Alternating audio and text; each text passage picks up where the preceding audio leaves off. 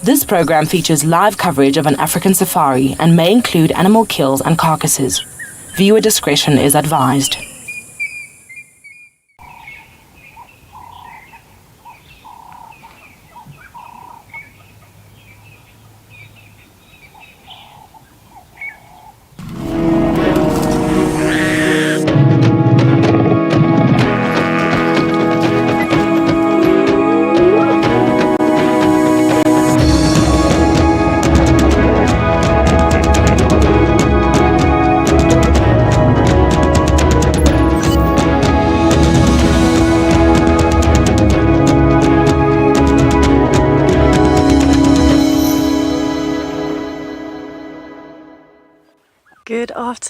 Good afternoon to everybody, and welcome to a lovely elephant bull here on quarantine. So we are sitting enjoying the nice coolish weather. It's about 29 degrees Celsius, but much cooler than we're used to in our summer, while we watch this elephant bull as he's feeding along the open areas here at Djuma Private Game Reserve in the Sabi Sands. Can see we've got quite a cloud build-up happening, so we are expecting some more rain. But my name in the camera is Owen, and we've got some very nice plans for the afternoon, starting with our elephant bull.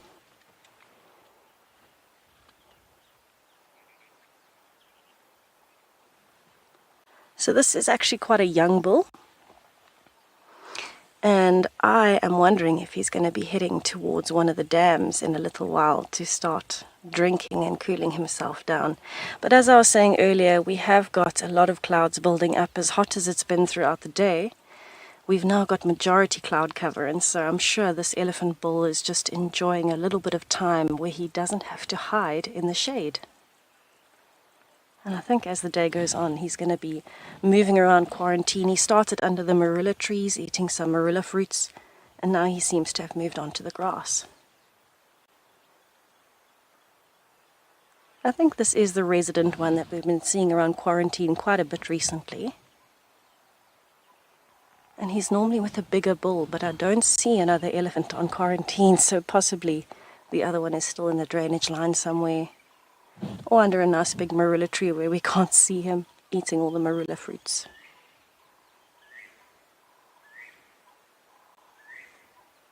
We would love to hear from you this afternoon, so if you have any questions or comments, please send them in. You can find us at #WildEarth on Twitter.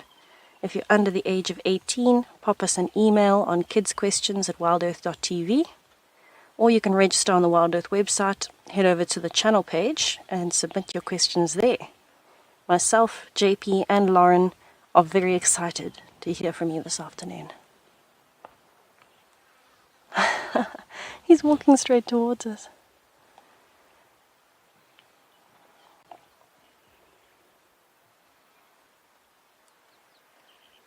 You can see he's got a few birds following him as well. Looks as though there's a mix of drongos and starlings. As he's pulling up that greenery, there's some insects that are flying up. Darcy Miller, hello. Thank you for the greeting. It's definitely a good start to our drive, and I think it's going to get better from here, or I hope so anyway.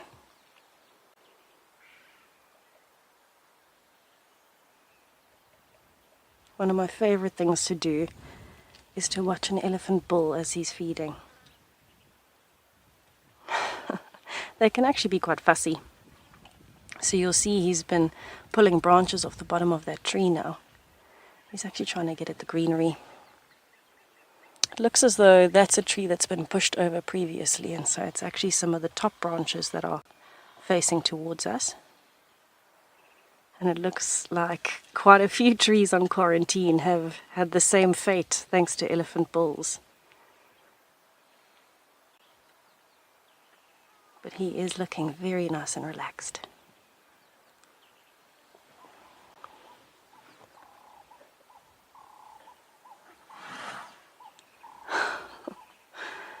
Giving himself a little bit of a dust bath, but I don't think he anticipated the leaves that were still in his trunk coming out as well. Very smart tactic to keep the flies off him. Also, to help him cool down a bit, the dust will prevent the sun from touching his bare skin. But I'm going to stick around with him for a little bit longer and just see where he decides to go. He is coming closer, so I'm hoping that he does end up quite close by and we can have some nice close-ups of him. While we wait for him to amble this way, let's see what our weather's doing for the afternoon.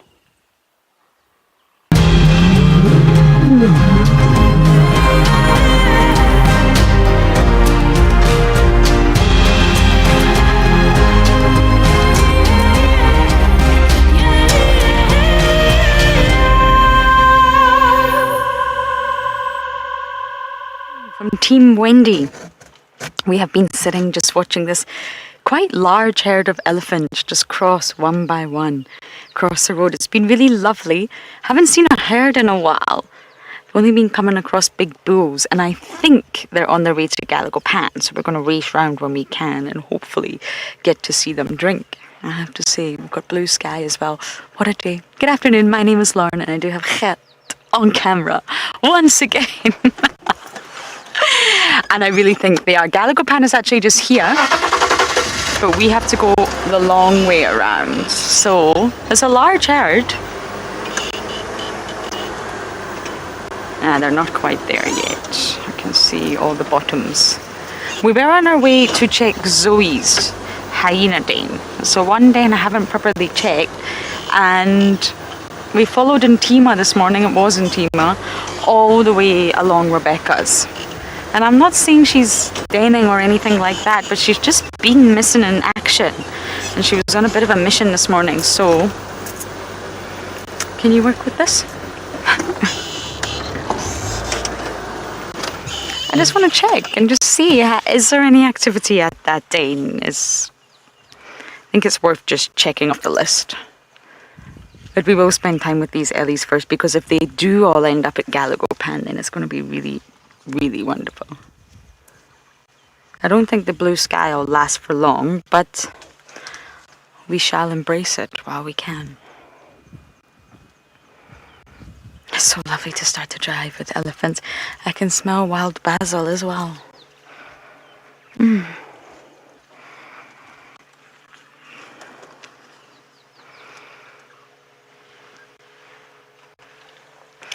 I didn't catch that name, but I indeed agree. It is going to be a successful afternoon. It was a great morning, considering the conditions. I had hyenas on a kill that I'm convinced they made. And we got to catch up with clan members that I haven't seen in a while. It was very successful this morning, so I have a funny feeling it's going to be a good afternoon as well.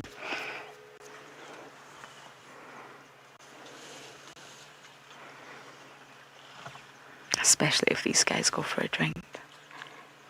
There's a lot of big individuals. I've seen 2 bulls so far.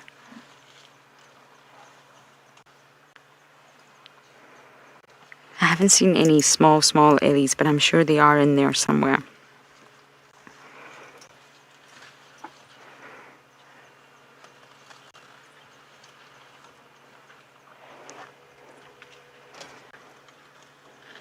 And today's the last day of January, everyone. Can you believe it? I really can't.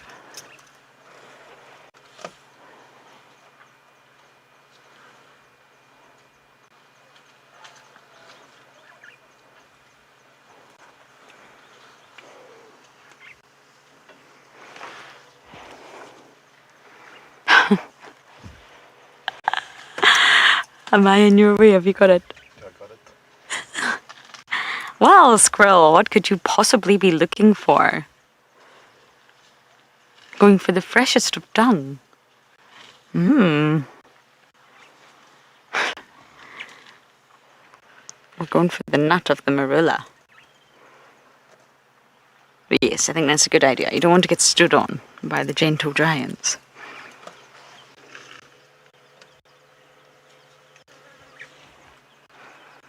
Maybe we can do some insects today as well. It's the first day. There's sort of been a nice amount of ambient light.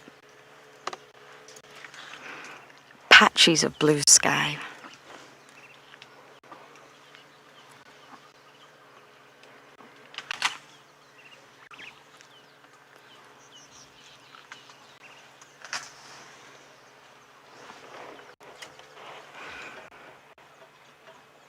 I think I'm going to try and go forward a bit. I think we might actually get better views. We go forward a little bit. Let's do that.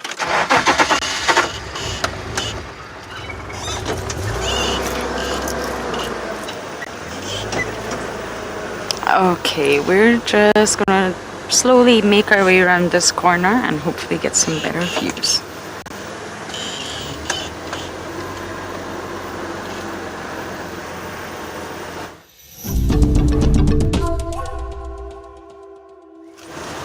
We're slowly just getting into position with the really large elephant herd.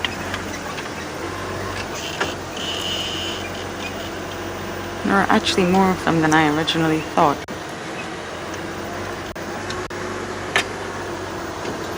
Oh, somebody's in must. You smell that?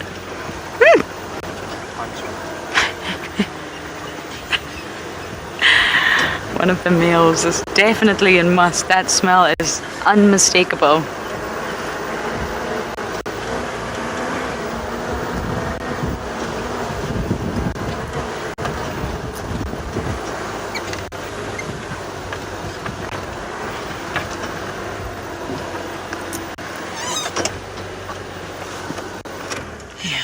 Isn't that lovely? They're definitely going for water. I just don't think they're in a big rush. We're just going to sit here for a moment or two and watch them.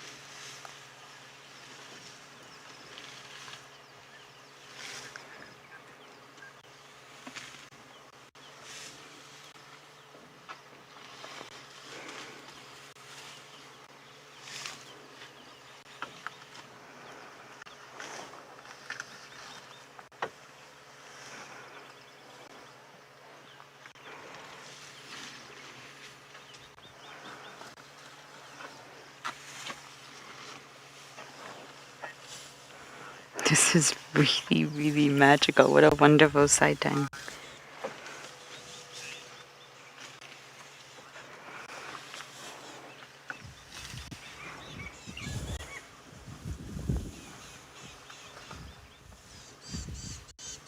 He's gone there. So we are still appreciating our young elephant bull up on quarantine. And something interesting that I've noticed is that his left tusk is shorter than his right. So he must be using that one more when he's feeding. Things like ring bark in trees. But if you look very carefully, you'll also see as he turns his head, he's got this kind of green glow to his face. There you can see it. He's been throwing bits and pieces of greenery all over his face and his back, and he's picking it up with his trunk like that, shaking it a bit and then throwing it all over himself.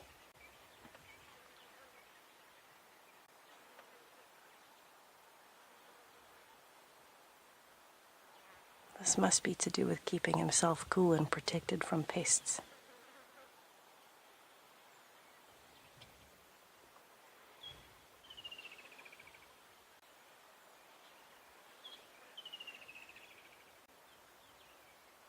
Oh, look at that vein structure. He really is showing off this afternoon.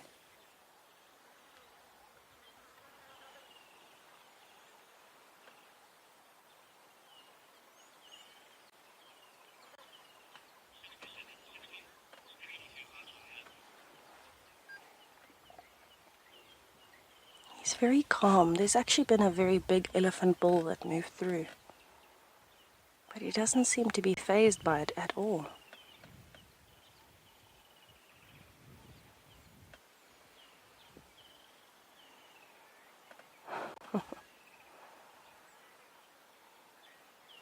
Feeling a bit shy, possibly.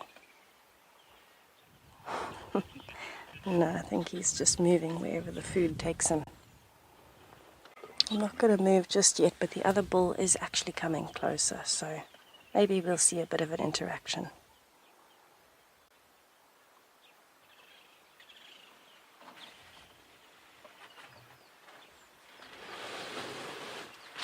It really is a lovely way to start our afternoon with some elephant bulls up on quarantine.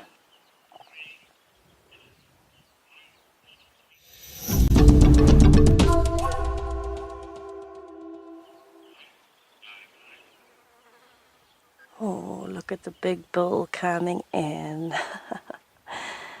So we've got a bit of an interaction happening here at the moment.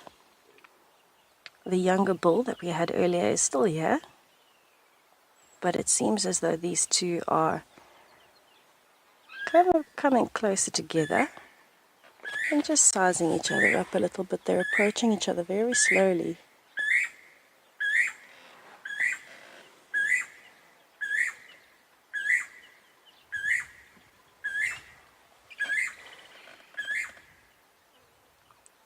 You can see with a bit of the behavior, they're walking a bit faster, bobbing their head a bit.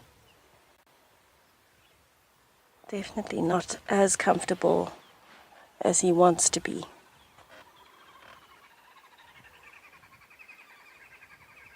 And moving fairly quickly. But there was an even bigger bull that came through and went in the opposite direction, following what looked like the very, very back end of a breeding herd in the distance. And I'm wondering if there was maybe a female coming into estrus, and so these two are steering clear of the very, very, very big male. Oh, he's gone over to the exact same marula where the first bull was feeding.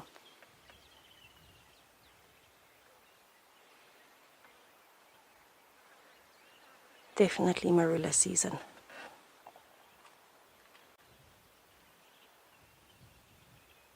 So both of these bulls are quite young still. They're big in body. This one's bigger in body than the other one, or so it seems from a distance. But they're both fairly young, so I would say they haven't spent more than maybe 5 years, maximum 7, 8 years away from the herd.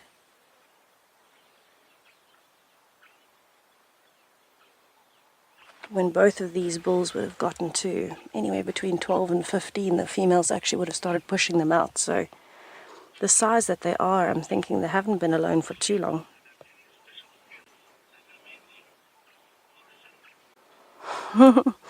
Morrison, I think there are quite a few different skills that elephants have that amaze me. One of them is definitely the use of the trunk. Oh, there you can see it stretching its trunk up. And their sense of smell in particular. So these two bulls are part of the group that has the strongest sense of smell in the world. It is estimated that an elephant has the strongest sense of smell in the world. So that on its own really fascinates me, because that's quite a unique adaptation. But with the trunk in particular, the diversity of uses that they have for it, and especially, with two bulls like this, they can push over trees and be incredibly strong, but at the same time they can pick up something as delicate as a flower without damaging the petals. This massive range of diversity in terms of personality, in terms of uses, and in terms of even sensitivity. I think that for me is very special about elephants. I think also, elephants are known to be fairly emotional animals. The part of the brain that controls emotion is fairly large in an elephant, and they tend to be quite sentimental. So that for me is also a very, very special thing. In terms of, special skills to have out here, I think the trunk is the most obvious adaptation, and one of the most mind-blowing in terms of structure and use. But I think every animal out here has special adaptations, so it's quite tough to actually choose. They really are fascinating creatures. This one's actually walking closer to the other one now, but the other one seems to have gone towards the drainage line. So possibly the presence of that very big bull that was following the herd has kind of just moved them along a little bit faster than they would have wanted to be moved along. And that makes total sense because the big bull was in must. And these two are young. So as a young male like this one, you know, anywhere between, say, 15 and 18 years old, it's really not the best idea to get in the way of a big bull who's in must following a herd. So he essentially just wants to mind his own business and feed on the marulas at the moment. Carry on with his daily activities. Hopefully all of it in peace, but you never know.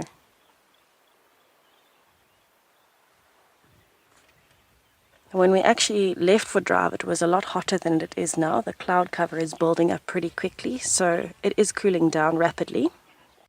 And I think the elephants are going to use that to their advantage today. Darkman lover, I'm glad you find them as fascinating as I do.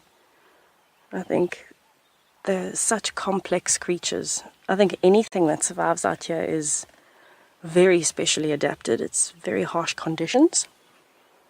But elephants are just on a different level of complexity for me. With their body size and having to adjust to that is quite something. Okay, we are going to have to move because we can't really see the elephant anymore. I don't know if we'll actually get another view from anywhere.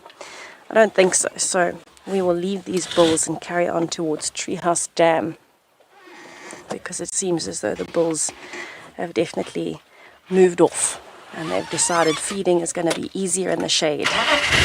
And that I cannot blame them for. As much as it's cooling down rapidly, they're still a very big animal with very thick skin, so they're going to be feeling a little bit hotter than something like an impala would. They have to work harder to keep themselves cool. So I think the whole day, those two bulls are going to be in amongst all of the big trees on quarantine, trying to find the shade, and just enjoying the breeze, because the breeze is picking up nicely. But we're going to send you from one group of elephants to another. It sounds like Lauren is still with her elephants. So while I carry on towards Treehouse Dam, we'll go and catch up with her herd.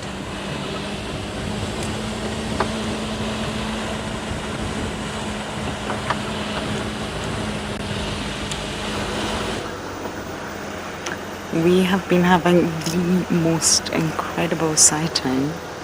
There are two males here, sizing each other up in amongst the herd. Now the male, who's in must, is absolutely huge. He is huge. He must be an incredibly old bull, and the other bull, who seems to be trying but also a little bit scared, is slightly younger. He's still huge, but there's definitely a gentleman there, and then a sort of younger bull, and they're following this herd of females. And one of them is just, he looks like he's in his peak of must. So just like an estrus cycle, there's different stages. There's a sort of onset, and there's a peak. It's exactly the same with must. There'll be a period of time, and it might be a long period of time, where he's really in the peak, where it's the most uncomfortable for him, and he's just dribbling gallons and gallons of urine everywhere. I don't know why I said gallons. I never say gallons. Gallons. I don't know why I said that. Liters and liters. That is not a word I use in everyday life. But they're trailing this herd, and I wonder if a female is possibly about to come into estrus. It's been amazing. The bull came right out to the car, and whew, he's big.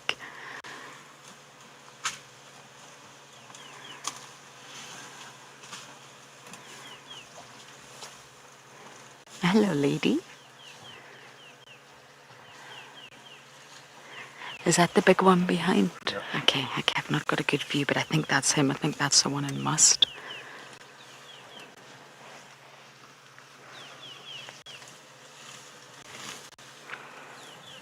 And that's what the bulls do. They'll trail a herd if they get a scent of a female coming into estrus, or if they just hope that soon a female will be in estrus. And with the size of him, look at his tusks compared to hers. I don't know if you can see them. Hers are slim. His, the girth.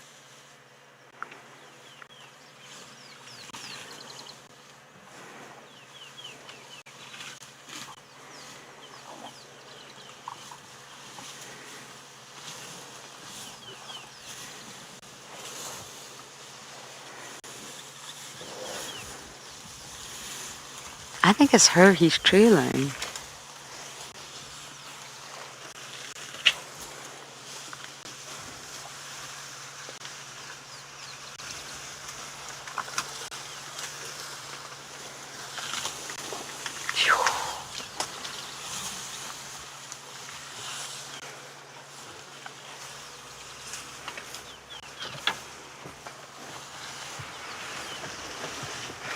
That's a young bull. The other big bull is behind us. Look at him. You're about to see the size of him. Hello, handsome. Hello. You're so handsome. Yes.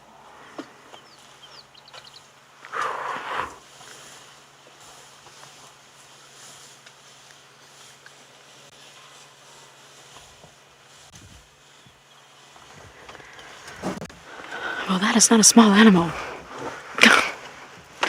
Not small at all.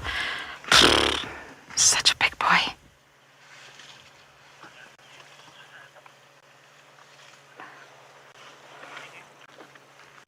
I think they are going to end up at Gallagher Pan. It's just taken them a while. So I think what we're going to do is slowly make our way around there and just sit and wait.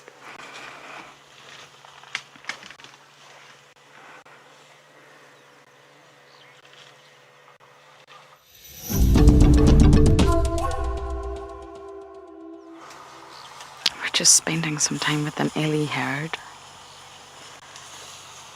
I'm pretty sure I know where they're going, so I think I'm actually going to try and get there now. It's going to be so magical to see them all drink if I've got their trajectory right. Whew. Am I all clear from the back? Okay. That must smell is really something. There's a lot of big bulls, a lot of big girls in this herd. If they all come to tiny little Gallagher Pan, it's going to be extremely interesting. If they don't, it'll be disappointing.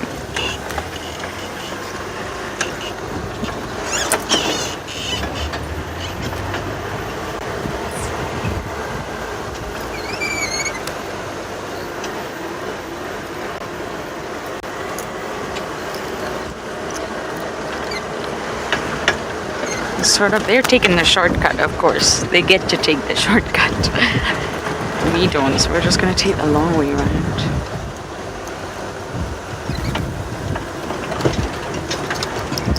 And hope that they pop up. This is a pumped pan, so the water is very fresh. And elephants are extremely fussy about their water.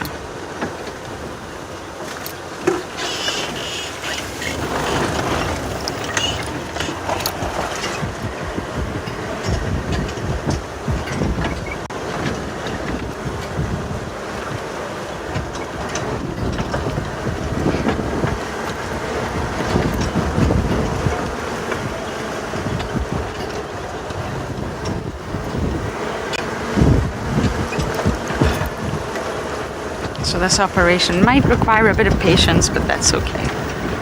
Gotta have patience in the bush, that's for sure.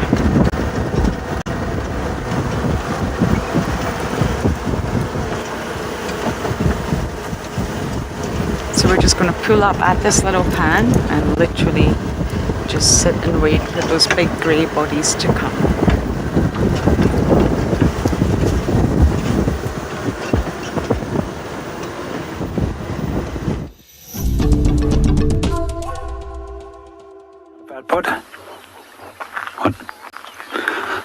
Good afternoon and welcome to Eco Training Pridelands. We decided that we're going to take a short little walk around the dam and go and see if we can find some trucks, some interesting insects and hopefully some interesting flowers that we can discuss. So my name is JP LaRue and behind the camera we've got Davy. And meanwhile we're just going to put the camera out there on the dam and see what is happening around us. As the temperatures are also quite warm this afternoon, we were hoping that the animals will come for a quick drink. The humidity is actually pumping at the moment, and luckily for the moment we've just been fortunate to actually have some cloud cover again to hide us from the sun. So far this morning and afternoon looks pretty quiet, and we've not been able to find a lot of animals this afternoon. And then once again, as we are looking at a number of small things, and if you would like to ask us questions to make it a little bit easier for us, we love to hear your questions.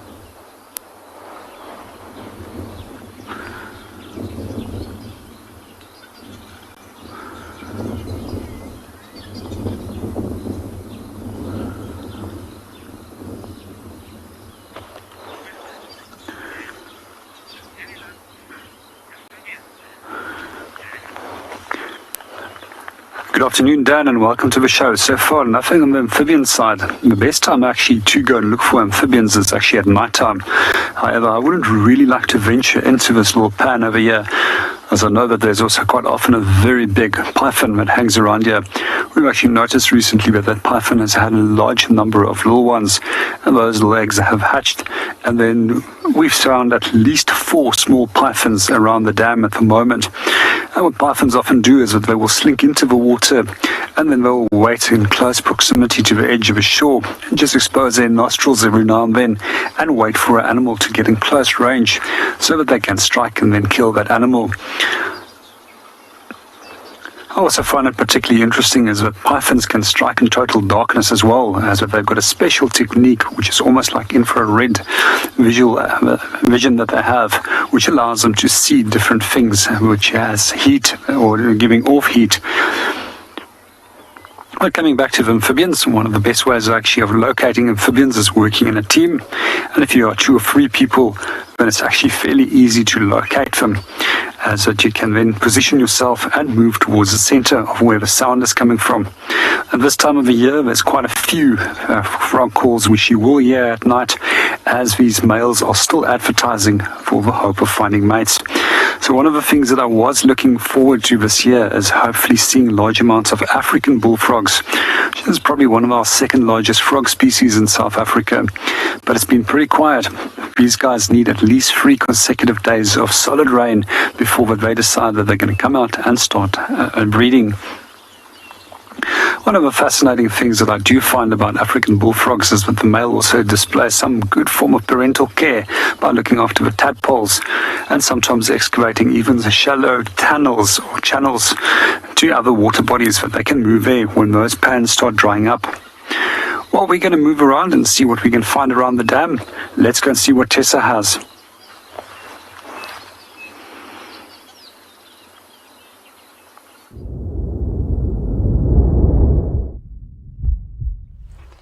Speaking of seeing what we can find at the dam, I've just arrived at Treehouse Dam, and it is quite a stunning view. Have a look at those clouds and the very dramatic reflection on the water. It almost looks like somebody's painted it today. Very strange skyline. These are quite different clouds to the type of clouds we are used to getting at the moment. And I don't want to let the blue sky in between deceive me. I know we're going to get more rain later. But what we've noticed is that there is one impala ram. There's normally a whole bachelor herd here, and there's just one here today. And he is as still as a statue. He has not moved from that spot, and he has been staring up to the western side of the dam without moving his head this way. So I think he's hearing something that we are not, or he's smelling something we are not. Because of the cloud cover, he is a bit more nervous naturally. But what's interesting to me is that the wind is coming from behind him, not in front of him.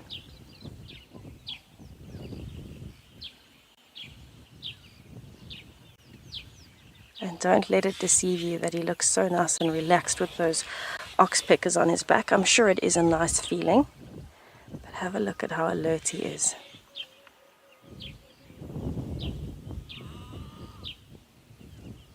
He is not a happy male impala today. He probably also found that being used to being in a herd and now being on his own is not very calming for the nerves, especially with weather the way it is at the moment. But he hasn't once put his head down to feed. He hasn't gone to the water's edge. He just seems very nervous.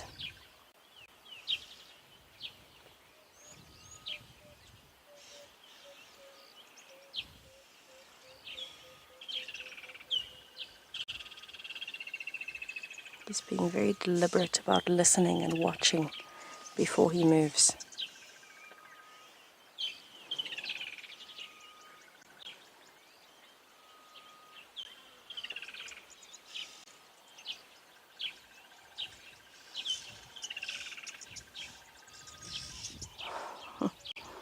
Rainroof.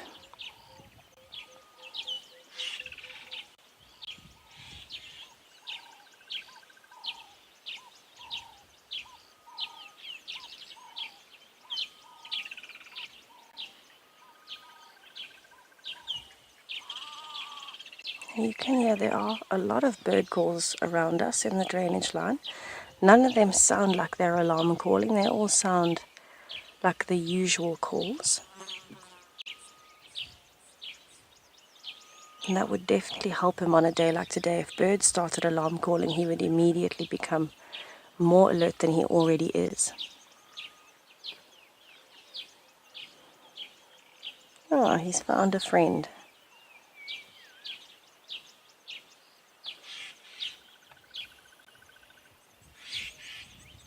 I wonder what happened that made this bachelor herd split. It could have just been that they've been starting to size each other up for the rut coming up.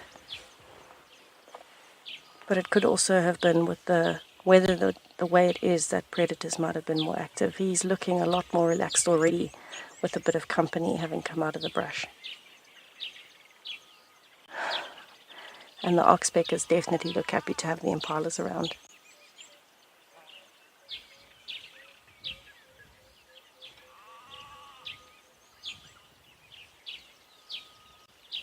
Definitely showing displays of dominance here.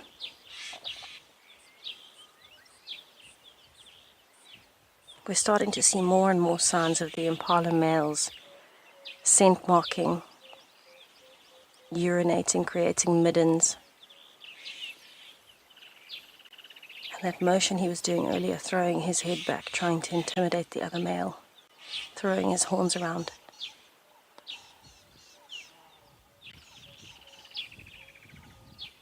And very interesting how this behavior came about as soon as he walked over to the other male. Let's just watch for a bit and see what happens and how his behavior changes in the next little while.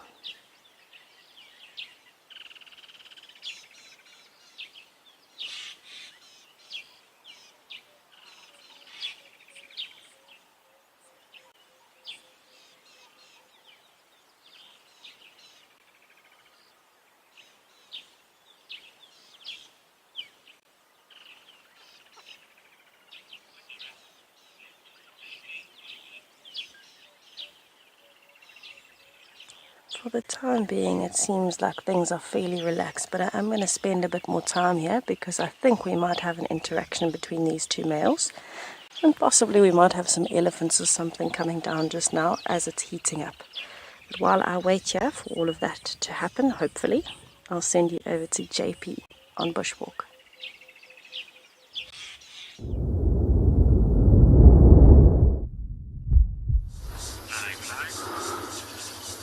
Welcome back to Eco Training Pridelands. We've just located on a spider, and it's one of the golden and yellow and black colored spiders. And if you notice, it's got a very slim abdomen, which will indicate that it's a golden orb-web spider, compared to the very similar looking garden orb-web spider, which has got a regular shaped abdomen, which is one of the easy ways of separating these two species from one another. Compared to last year, we don't actually have a lot of spiders around, and I've wondered why and what is going on. But then thinking about it, we often have years where we've got high numbers of them, where you can barely walk through the bush without getting spiders or get stuck in cobwebs. But this year doesn't seem to be one of those years. This one is still tiny, and it will still grow to several centimeters in size. If I have to take a guess, probably 5 or 6 centimeters in size. We find that even, what's interesting is that they actually create such a strong and large webs that even small little bird species like the blue waxbill can get stuck in their web, and has been predated on in the past. I've also seen several larger species of moth, such as Mopani emperor moth, getting stuck in their webs and then get killed and spun together and then eaten at a later stage. We also sometimes find tiny little males in association with females, and their intention is just to mate with that female as quickly as possible and get out there before they might potentially become the next meal. One of the things that I do also find particularly interesting is when it comes to the pedipalp, which is a sperm carrying device, which will be inserted into a female's reproductive area. Those are unique in each species of spider, and that male has to actually put that pedipalp inside there and then break it off and close it up, and that will provide the female with sufficient amount of sperm to produce a number of young little spiders. We also occasionally find that there's tiny little silver-like spiders inside there, which is referred to as dewdrop spiders. And those little spiders are kleptoparasites, which specifically feed on the kill of the female as made. And they, for some reason, are always in safe distance from that female, and it doesn't seem if she can actually get hold of them. One of the other things that I've recently read about is also a fly species which quite often associates with a number of different spider species. It's known as a jackal fly. And they wait for spiders to make kills and then scavenge off the remains of this kill and then move on. That's definitely one of the things that I would love to see, and I'm going to start keeping my eyes open for one of those. And hopefully we can bring you one on live television very soon.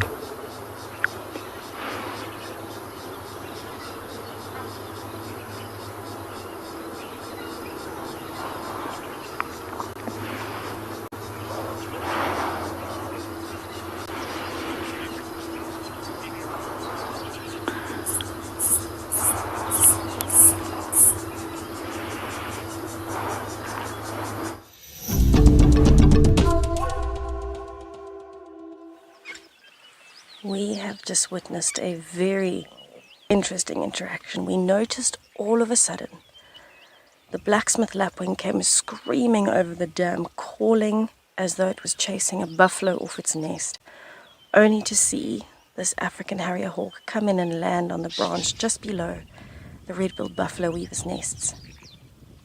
And there's pandemonium from the small birds, starlings, fork-tailed drongos. They're all starting to mob it and try and chase it away.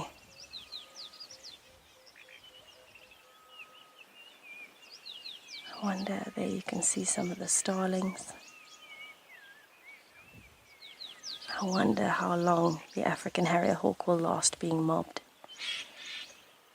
Let's have a listen to those sounds as they are mobbing. It's always a very interesting interaction to see.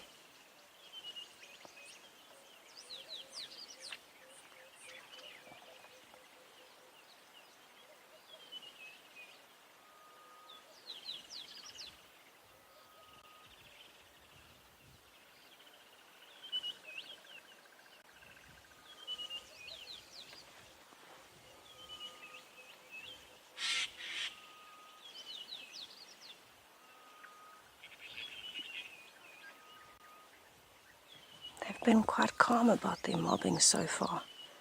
But I'm sure the longer the harry hawk sits there, the more mobbing it will get. These birds actually followed it here. They weren't sitting in that tree originally. As soon as they saw it flying in, they all came from different directions to start mobbing it.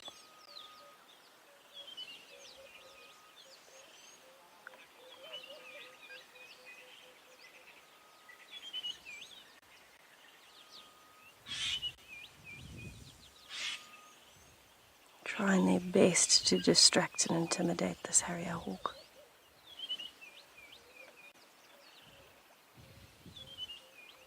Be very interested to see if other birds come along and start doing the same. Once they hear that commotion, you'll often find a lot of other birds, more starlings and drongos, come in to help.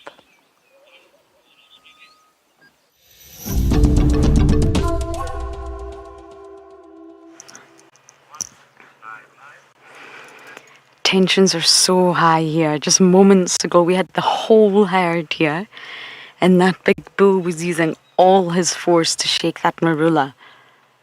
But he's chasing the cow now. He's after her, that female. It was incredible. They didn't go to Gallagher, which is a little bit unfortunate. They're all nervous. Big bulls like that can make them nervous. They know that he changes the dynamics of the herd, but there's nothing they can do. He's huge. They all just have to sort of tolerate him, even the cows. Now I'm going to go forward just a little bit. Is that him? Okay, I'm just going to be wary of him. I think we'll get a gap up here. He's not aggressive. He's not aggressive towards the vehicles, but he's chasing that cow and she's avoiding him. That there will come a point where... Oh, you can smell him. He's so strong.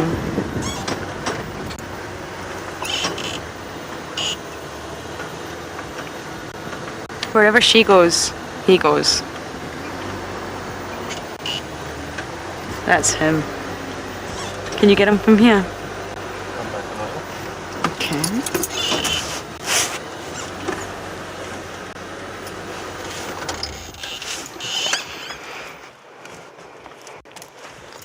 It was so tense. There was lots of rumbling, but it was really loud rumbling. And that's what a bull does. He's in must. He's looking for a female, and he tags onto herds like this. So all the younger bulls that are with the herd, they haven't quite left yet. All or other bulls that are also attracted to that female will be sticking around, and it can create quite a little bit of tension within the herd. And that's what's happening here. And the youngsters get nervous. They don't like it when there's a big bull like this. He's massive. I remember Dobby and I once had mating on quarantine, which is exactly where we are right now. We had a bull and cow mating, just as the sun was setting, and it was a very tense sighting.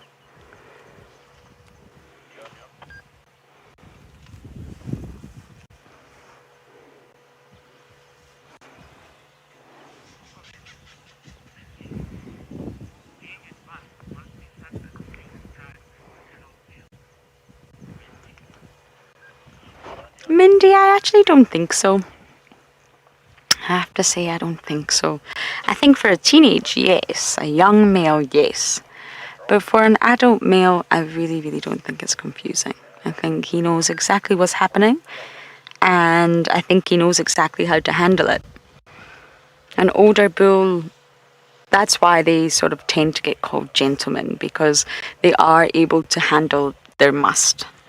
And it sounds silly, but just think of teenagers, think of humans, think of young females and young males who go through all sorts of hormonal changes. They get a bit grumpy and moody and, teenagers.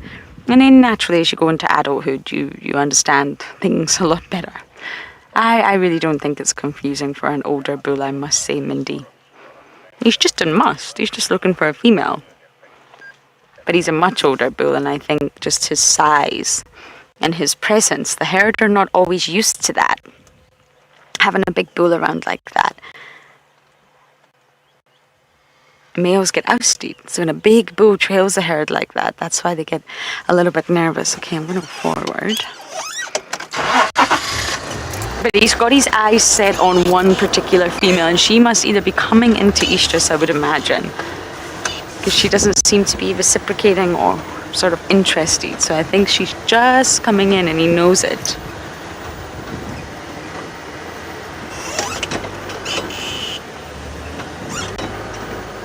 And that's why he's just trailing her. I wonder... That's our camp, by the way. You're pretty much looking at camp.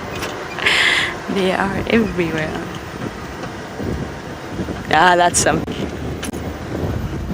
And that's the female he's following.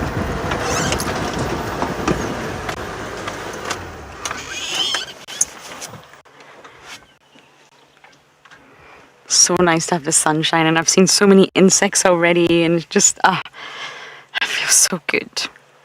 I don't think it'll stay this way for long, but it feels good. Go on. And there's the other big bull.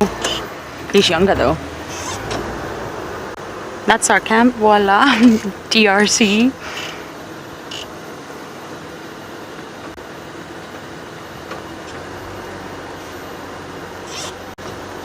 Can you see him from here? I don't particularly want to go down that road. There's an elephant wire and it's very narrow, so I think if we just sit here, they are all going to cross in front of us.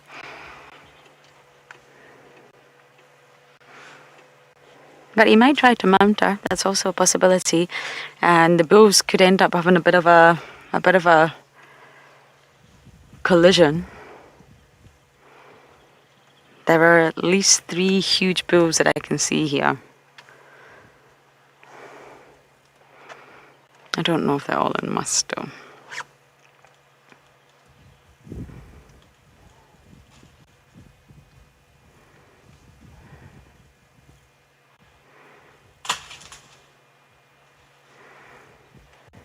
Well, that's that silver cluster leaf.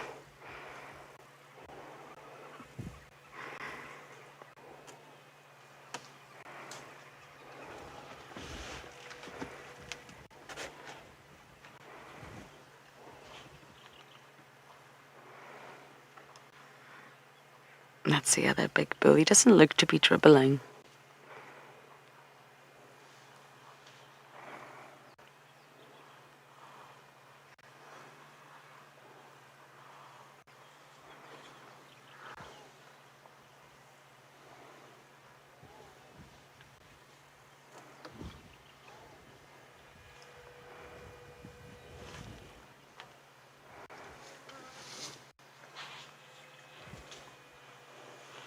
She's running from him.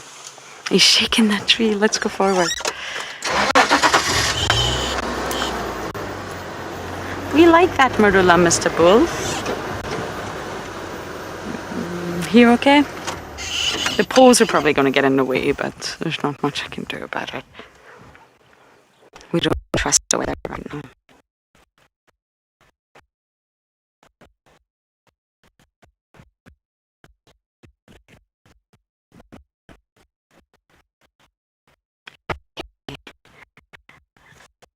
I'm going to keep an eye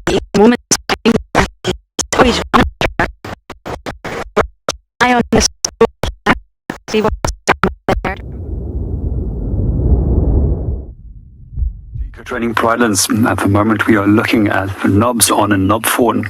So for many of you, you might actually know this tree previously as a knob fawn acacia. However, several years ago, they got splitted into 2 different groups, the Vachelias as well as the Senegalias. And as it's got hooked fawns, it's known now as a Senegalia nigrescens. So one of the things I do find particularly interesting about these little knobs is that they are there for defensive purposes to protect the tree. However, it doesn't seem to be effective when it comes to elephants that love breaking these trees, especially in the early parts of spring when these trees start pushing up nutrients to produce flowers, as that they are one of the species that will actually start flowering fairly early in the season already. The knobs itself is also quite often grinded and then used for treating headaches. And we also find that in some cultures, such as in the Zulu culture, these knobs were also often taken and made into a necklace and given to young girls that are going through puberty. As we were moving around the trees, we also noticed that there was a fair amount of damage that's been created by the tree. As we already mentioned, elephants do love these. And what happens over there is that now will restrict the flow of nutrients on that specific part of a tree. However, the tree is still absolutely able to survive as part of the bark is intact. However, if the whole bark around the tree gets taken off, then we do have a problem where the tree will eventually die off. If you come a little bit closer over here, we just wanted to point out some of the damage that's been created on this side of a tree where elephant has been feeding. And you'll also notice tiny little holes that's been created over here. And these are where some of the tree-boring beetle species has actually bored in and is now feeding on the plant itself. We also find that generally the first response for a tree when it's damaged is actually to release resins. And those resins will be responsible for blocking off bacteria from damaging the plant, as well as from insects to actually infiltrate that plant. However, it didn't seem to be successful in this case. We were just discussing it a little bit earlier that we also often find that these little holes become enlarged, and that's quite often when you find that species such as woodpecker will actually be tapping away at the side of a tree and then taking that grub out from underneath the wood. Something else that was also coming to mind a little bit earlier is one of the species of wasps which specifically go for wood-boring beetles and their larvae specifically. And they actually have the ability of depositing an egg through the shallow layer of the bark into the live larvae in the inside, and then those eggs will actually duplicate itself according to the mass of the larvae, and then from there reproduce a number of young wasps. We also find that some species of plants have actually learned to actually utilize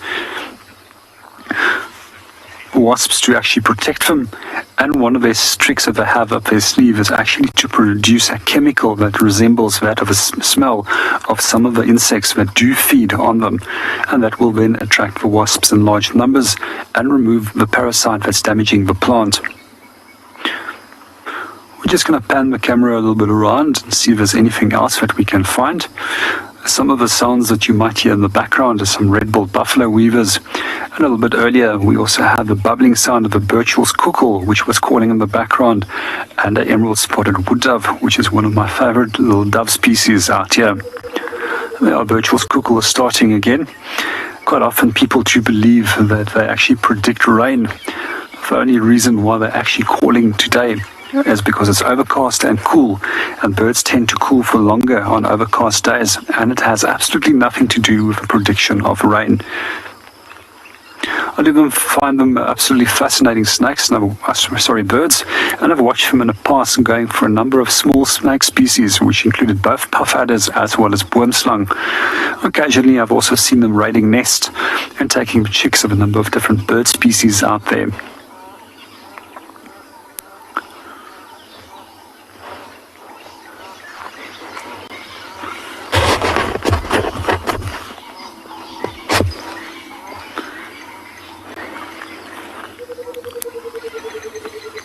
We're going to hang around the dam for a little bit longer and see what we can go and find.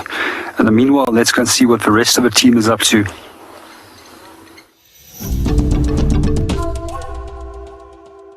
amount of time that this African harrier hawk has been sitting on the same branch, just patiently waiting while these birds are mobbing it. It is busy preening at the moment. You can see it's ruffled its feathers a bit. But every time it seems to ruffle its feathers, it gets a massive reaction from these smaller birds. You can see they creep closer and closer. And we're having much more consistent mobbing that is happening here. Also some very interesting sounds as they're trying to make intimidating noises to get this harrier hawk to move.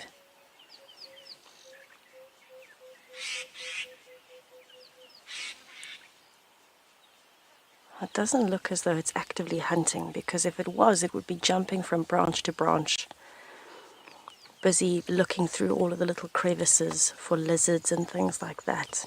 But it's just sitting, maybe enjoying the sunshine that's broken through the clouds. It is opportunistic though, so if something does catch its eye, I'm sure it would move. But for now, we're just seeing a beautiful silhouette with the sun behind. If you look closely, you'll actually see that every time it turns its head, you can see the crest. There you can see it nicely. Very distinct shape to the head.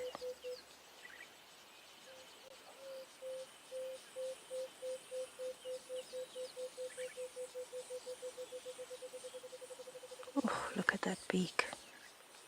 Very long and sharp. Now it is aware of all of the birds around it. You can see the head moving. So it's just watching to see where the next attack is coming from. The next intimidation tactic, because the birds have spread themselves out between the different branches of the trees there. But it's lasted a very long time. I'm very surprised by this. Normally it would have moved around a bit by now, found a different branch, maybe started feeding. So an unusual sighting for me this afternoon, watching this harrier hawk.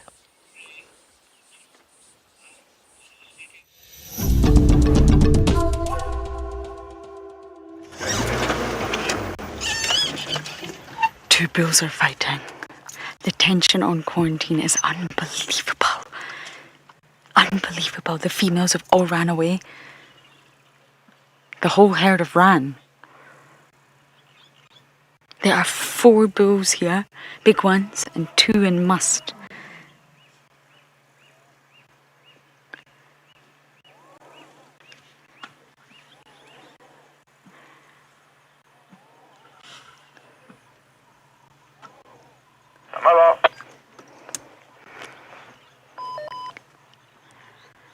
We know this bull has got his bum to us. Look at this.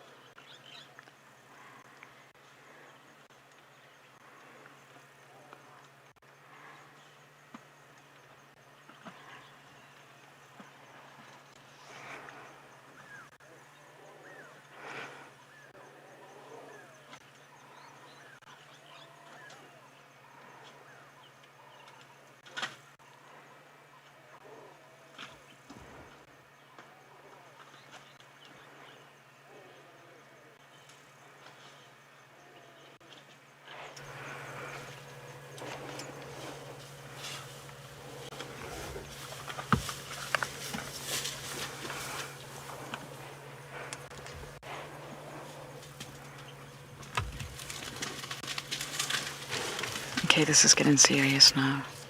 Can you see? I'm just going to reposition so that my escape route is also forward.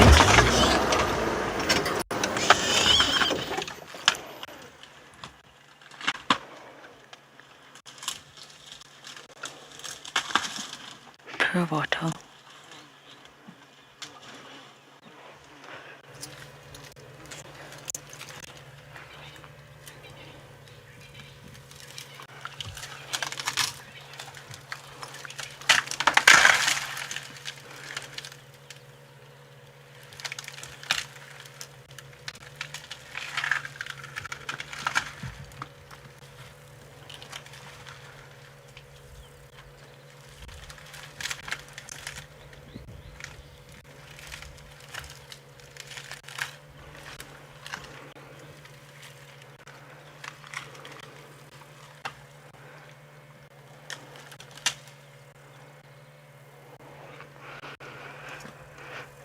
Heart's beating quite fast.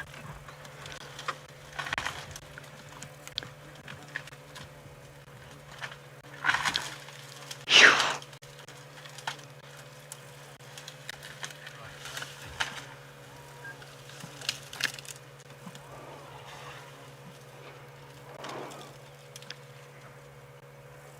I knew there was going to be trouble. Too many bulls and must over one herd.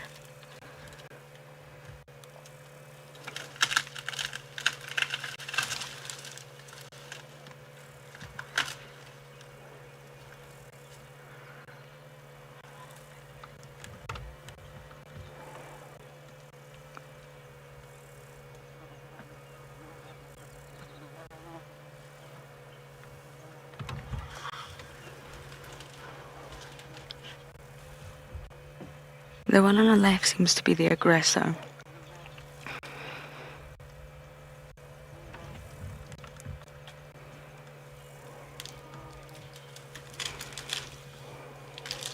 There's not one single elephant on quarantine now other than these two. They have run.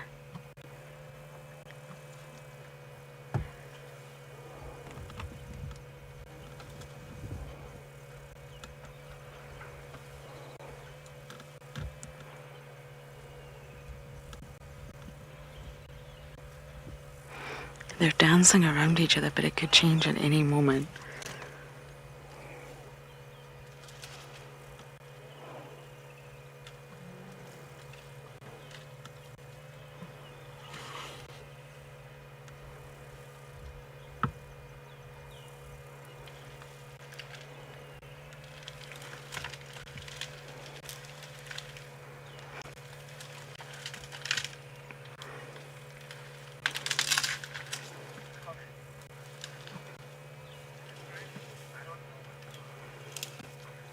Chris, I also don't know what to do.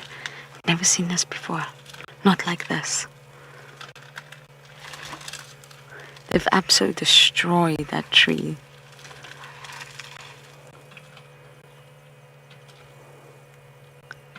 Displaced aggression and a bit of I'm stronger than you. But this could turn really nasty at any point. Bulls can't kill each other.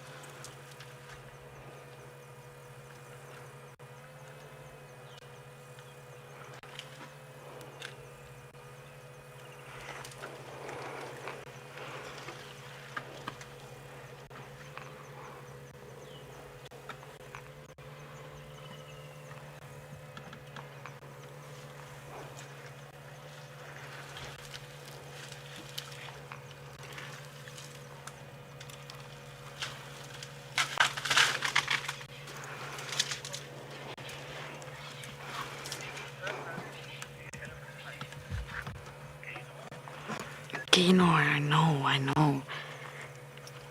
I mean, they haven't really come to physical blows, but this is tense. A lot of lateral presentation, displaced aggression on this tree. I'm stronger than you. I can pick up this branch. I knew it. I knew there were far too many bulls around this herd.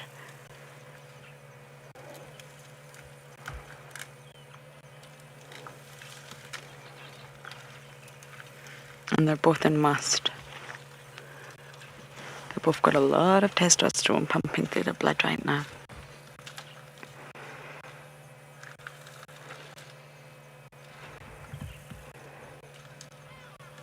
And no one's walking away. No one's backing down.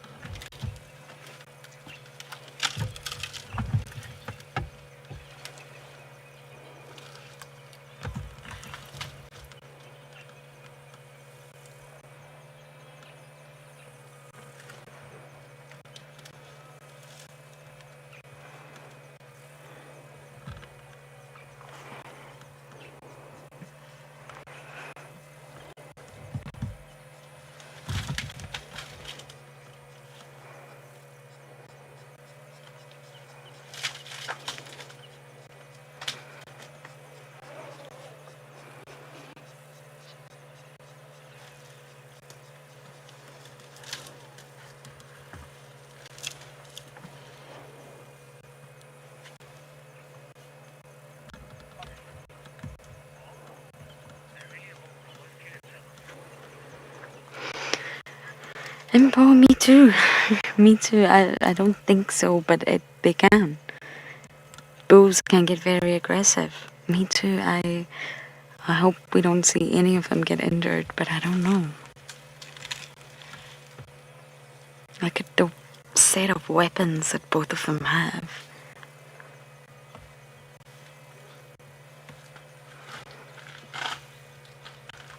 They're both huge. They're not young bulls.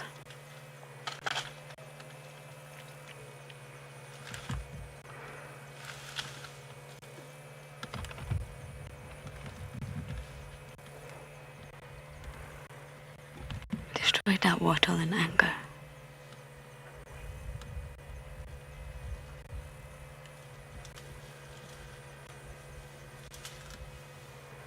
They don't want to hurt each other, but none of them are backing down.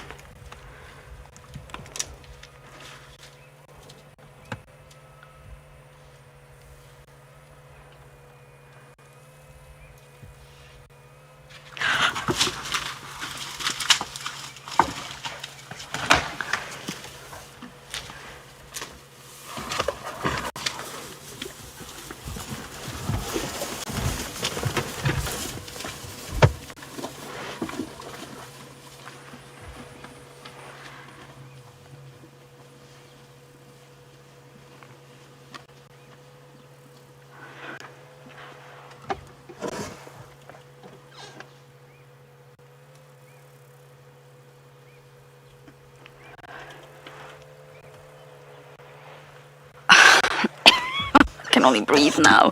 I've been holding my breath the entire time. Okay, I've never seen that before, everyone.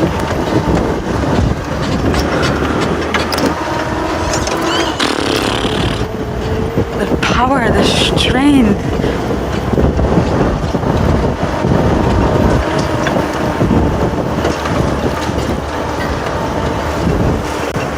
One gave up, one ran.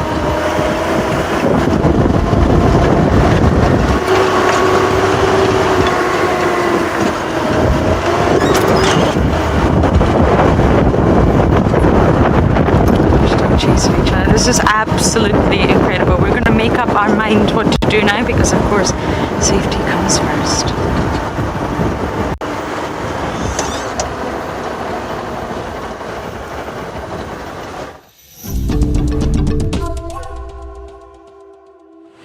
I have left Treehouse Dam. Our impala rams were still hanging around, and our Gymnogene, or the African Harrier Hawk, was still sitting in the same spot. I'm very impressed. We're now bumbling along Triple M, going north. We just want to see if we can follow up on what we had on Triple M this morning. We had that brief glimpse of the hyenas which kept changing direction. We had the lions calling from here last night. We had some very unrelaxed looking impalas, and we had elephants trumpeting, and I just feel like something is happening here.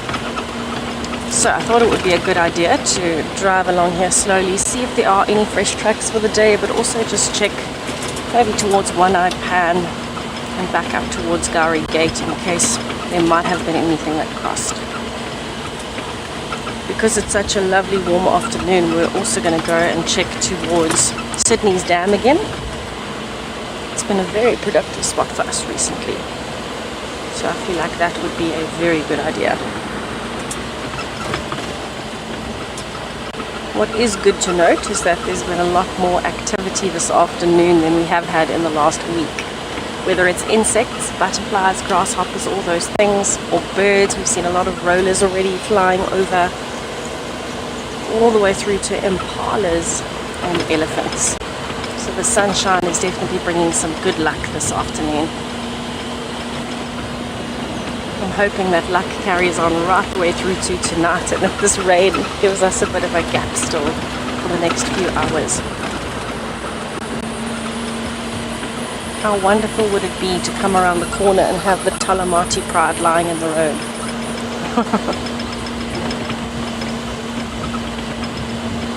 And the good news is, after all of the rain this morning, tracks are nice and clear on the road because we haven't had rain since. And the soil was still nice and wet when the animals were walking. So even things like wildebeest tracks, impala tracks, squirrel tracks were seeing lots and lots and lots of them. Hopefully that'll make it a bit easier for us to narrow down what on earth is happening at Triple M this morning.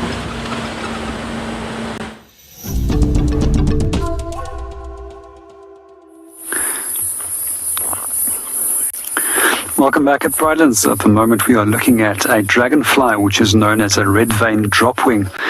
If you do look in closer inspection, you'll actually see that there's like a red vein pattern on the inside of a wing. It just flew off and just landed back over there again. It seems to actually repeat this action quite often. There's also a number of these red vein dropwings which are actually mating over the water. But it's going to be very tricky for us to keep a camera still enough to actually try and catch them or follow them. We might end up making you guys seasick. And meanwhile, our dragonfly has landed back there. So one of the things I often get asked by guests is, what is the difference between a dragonfly and a damselfly? And if we have a look at this, there's a few features that we can look at. Firstly, dragonflies tend to always be larger and more robust in their size. Although there is certain exceptions, like one of my favorite damselflies, which is known as a glistening demoiselle. We also find that when it comes to that they are resting in the position that they are now, you'll see that the wings are open with dragonflies, but folded backwards when it comes to the damselflies. Some of the other features that we can also look at is the eyes, and we find that with dragonflies, they've got fairly large compound eyes, which actually meets in the center compared to that of the damsels, which eyes are slightly separated and smaller. So I was just a little Mopani bee that was going up my nostril there. I just, sorry, he's out now. Let's get back to our dragonflies. So a few other things that I do find particularly interesting about the behavior characteristics that you can also look at. Then is also, as we're mentioning there, is the wings. It's either open, and then also if it's closed. So we're just going to move, maybe see what it gets up to. But in the meanwhile, a few of the interesting things that you will notice quite often at this time of year is that there's large amounts of dragonflies directly over water. And the reason why they're there is actually to mate. And the females will then deposit the egg into the water. And the young will develop into the water, and it's carnivorous of aquatic arthropods and insects, which it will find, compared to the adult, which will catch prey on the wing. As it progressively comes closer towards the winter, we actually find that they start disappearing. I actually just managed to find a damsel right over there. I'm just going to try and get a view onto it. On the water? Yeah, on the water's edge of that little green leaf is actually one that's sitting there. So there we can see our damselfly with its folded wings backwards and its more thread-like tail.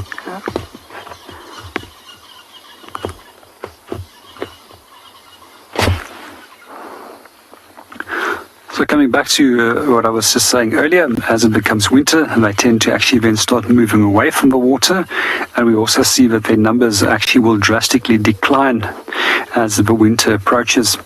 And some species only fly at specific times of the year, which also helps with actually the identification of them.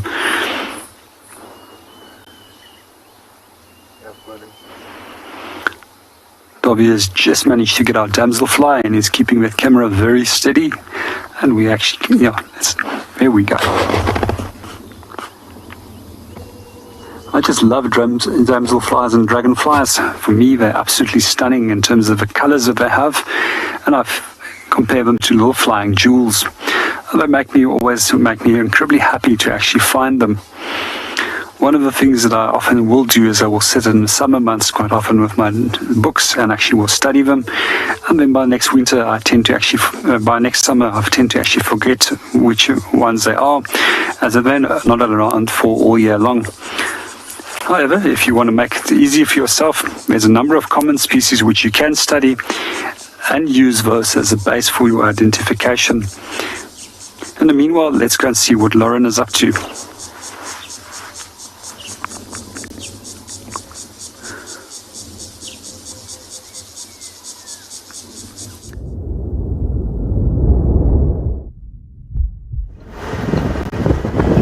That was an absolutely incredible sighting. That degrees. I really can't believe that. Anyway, they both ran into the Rebecca's drainage, so we're not gonna follow. Absolutely not gonna follow. They're in there somewhere chasing each other. On an open area like Quarantine is fine, but in a drainage, absolutely not.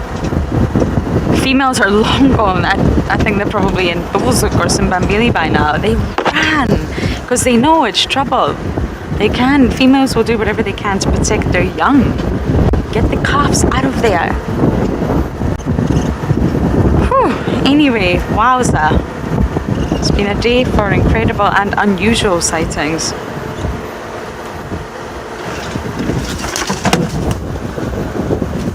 Fiona, that was my radio, wasn't it?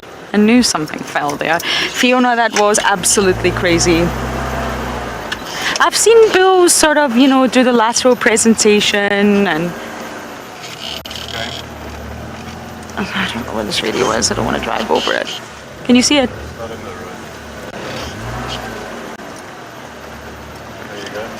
Okay, I'm just going to jump out 2 seconds. But yes, I've never seen that sort of head-on collision, and I literally knew it was going to happen. I could feel the tensions from when we first came across that herd.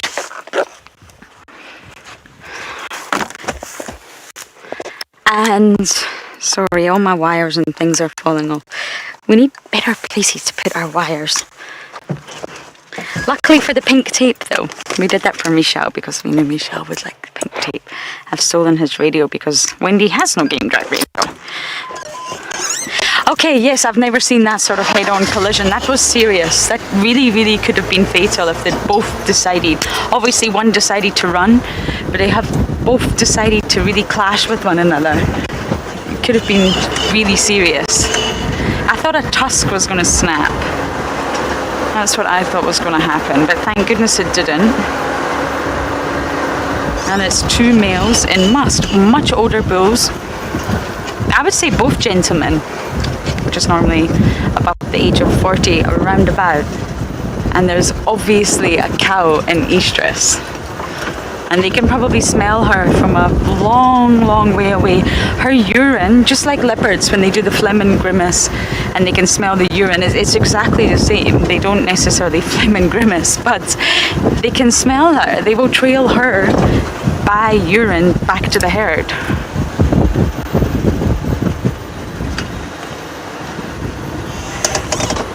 Okay, and Tima was walking this way this morning. I just want to see if I can see any hyena tracks around here. She could also have just been walking, but I just want to check.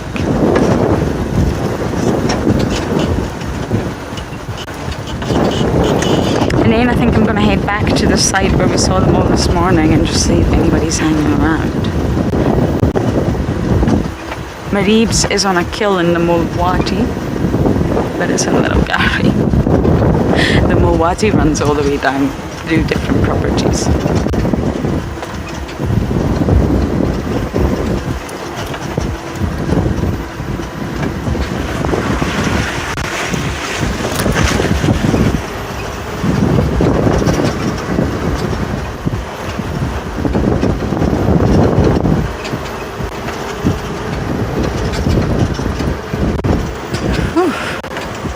My heart is still racing, honestly.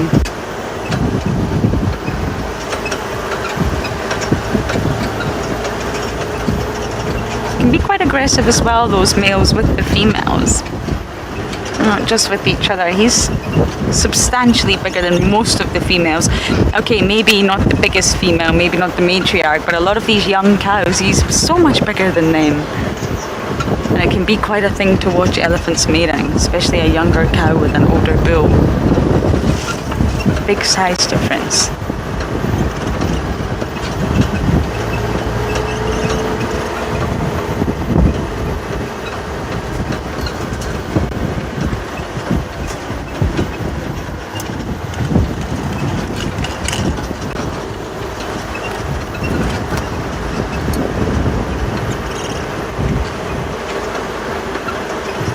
I'm just checking Zoe's road just in case I can bump into team or see any signs of her. I'm not going to off-road today. And then I'm not sure where I'm going to head next. I'll need to make up my mind. But for now, over to Tessa.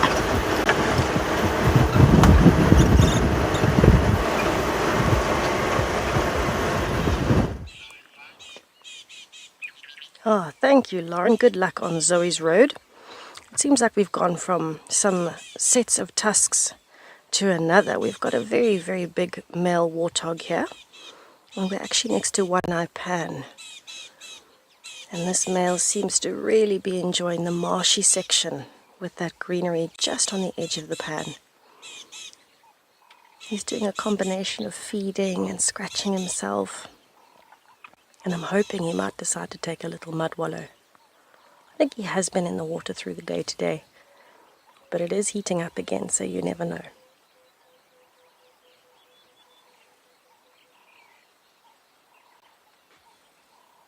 He looks as though he might have something bothering him. I don't know if it's flies on his face or maybe something stuck in his teeth. But you can see he keeps doing that strange movement of lifting his head and throwing it from side to side like that. Maybe something is stuck and he's trying to feed on it.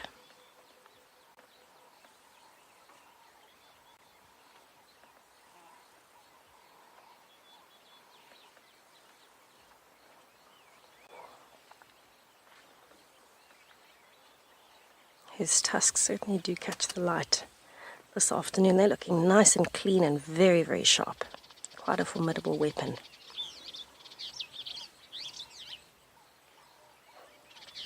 I think he's actually picking up some pieces of this dwarf papyrus as he's going. Maybe that's why he's pulling his head up. He's trying to pull it out of the ground as he goes.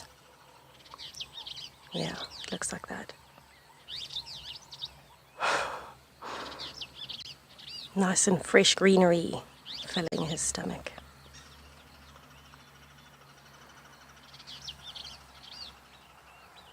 I wonder if this is a resident warthog here, if he's got a burrow somewhere close by.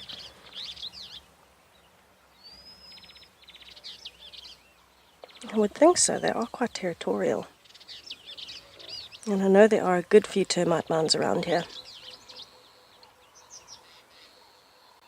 But it's refreshing to have such a relaxed warthog right here next to us. Just carrying on with his day.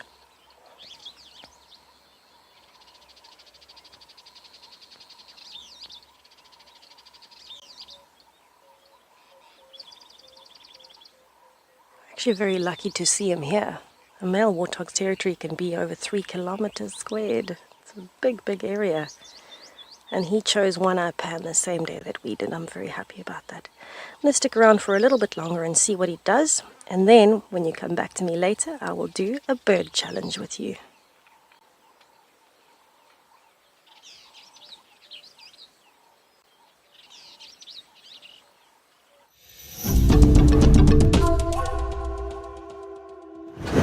We are going to keep moving for now. We're trying to get from A to B. We might have a chance of seeing a leopard, and I would really love to see a leopard this afternoon. So we're just going to try and cover some of the reserve. It's such a beautiful afternoon. Rain might come.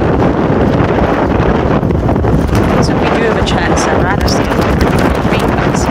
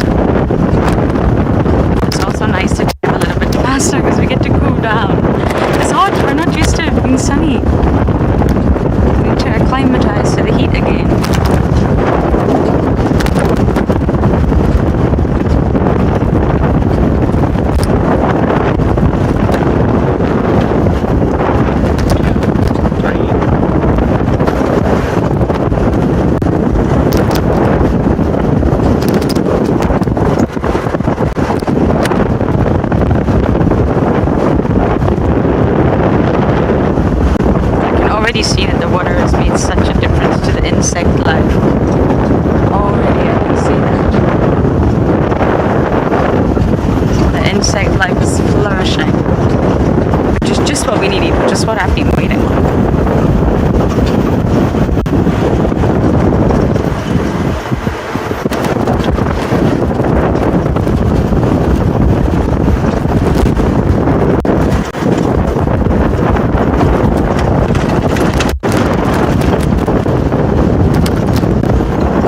So hopefully we get lucky. It would actually be really lovely to see a leopard this afternoon. I don't quite know if it's on our property or not, but I shall try. I'm in the mood for some spots.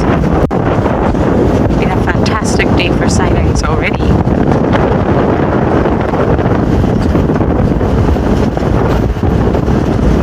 So we're going to keep bumbling on and let's hope we get lucky.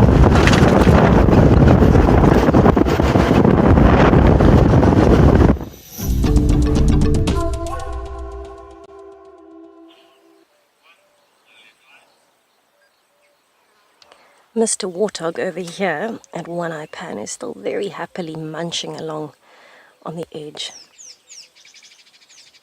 Really taking advantage of the calm before and after the storm, because we're expecting more rain and we've had rain already. So it's a nice little window in between with the golden light, the pleasant temperature and a very light breeze. And I've never seen behavior quite like this in a warthog, where he's trying to pull out the long strands and he's actually having to tilt his head to the side. I think it's quite fascinating. To me, when I first saw it, it almost reminded me of an animal that's got something stuck in its teeth. Abel, come in. Quiet. Where are you, Abel? Mason, yes, we do get other species of wild pigs in South Africa. The most common other species is called a bush pig. It's quite a bit bigger than a warthog, a much rounder back, and a much longer snout that's more beige in color. So that's the most common other one. And I'd say a lot of the time what also happens is we have domesticated pigs, and a lot of the times the domesticated pigs get out and they actually kind of wild themselves, if that makes sense. They live freely. But we don't find those kinds of pigs here in the game reserves. The most common, or the only two that we would get here, would be the bush pig and the warthog. I've only seen a few bush pigs ever in my life in the wild. They're much more shy than a warthog. They're also more nocturnal. And so you usually would see them evenings, mornings, and through the night. I think I've seen one during the day ever. And that was in the Eastern Cape at Addo Elephant Park. Oh yes, Pinda as well in KwaZulu-Natal has quite a few. It's not quite a pig, but the aardvark is also related. And that is the Afrikaans name that's been given to it, but we know it as an aardvark even in English. In Afrikaans it's an aardvark. And that would be an earth pig. So we are at One Eye Pan, and we had a lucky feeling to come here this afternoon. And I'm very happy we did. This is probably the most relaxed warthog I've seen in a very long time. In a very, very long time. I can actually hear him chewing. Listen carefully.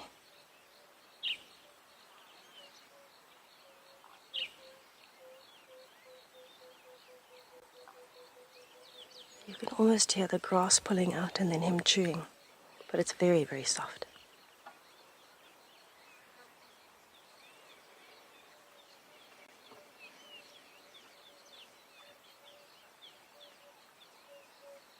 I think the ground that he's walking on is also quite muddy, so his feet are sometimes making a bit of a squelching sound as he's walking. And then, of course, chewing on that grass being so long, he's making quite a different sound with his mouth. Bit of a slurpy sound.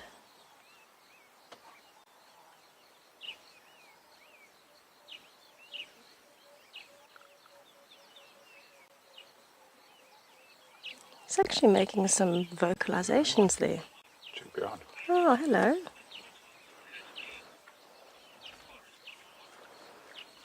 Forest monarch, yes. Warthogs certainly do have a mane, and there comes another friend.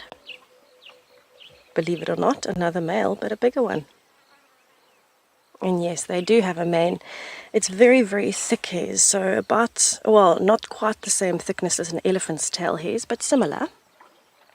And it's all for protection. The back of the head is where you would access the spine and the neck, and so it's the best place to have a little bit of thicker hair. They can actually raise it up. It makes them look a lot bigger than they are. And it's very thick and spiky. In fact, on the underside of a warthog's skin, you can actually see every hair and you can feel it. It's very, very rough to the touch. That's how thick and prominent those hairs are. What made him nervous all of a sudden? I don't think it was the presence of the other warthog. I do like the stripe though halfway up his body where he's walked through the water to get across.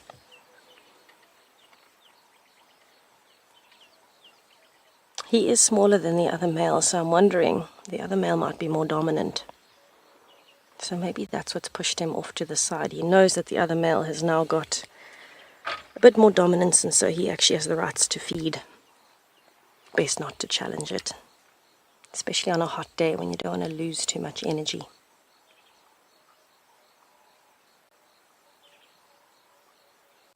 I love the white tusk catching the sunlight. What's our other male up to? Let's have a look. Oh, is he gone? Goodness gracious, that didn't last long. Came to have a look what the sounds were about and then he left. Well, maybe it's a good time for us to do our birding challenge. I think that's a good idea. I'm going to play one of Lauren's favorite bird calls. It's not her absolute favorite, but it's one of her favorites, so bear that in mind. And you can send in your answers. It can be the exact species or it can be the family. I'd be happy with the family of bird. But let's see if you recognize this one. It is one of the most beautiful calls that we get out here. It's a small bird and really quite colorful. Let's have a listen.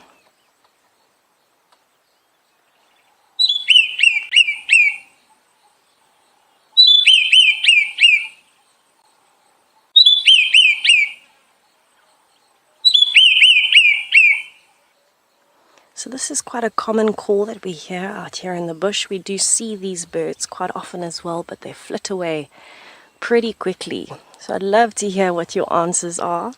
Please do send them in and we will see who gets it right this afternoon.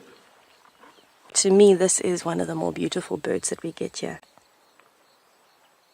I'm excited to see what the answers are. Interestingly enough, there aren't actually many birds calling around this pan, and I thought that there would be. But perhaps the sudden movement of the warthog moved them off.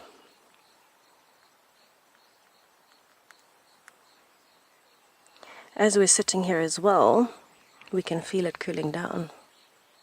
The clouds are starting to cover the sun. So it's very deceiving. The sky that you're seeing at the moment is quite blue with very sparse clouds. But around us on the other sides, the clouds are building up in quite a dense mat, and that's the rain that we're expecting a little bit later. But this is, I think, the most sun we've had since a few days ago, and before that it was another week.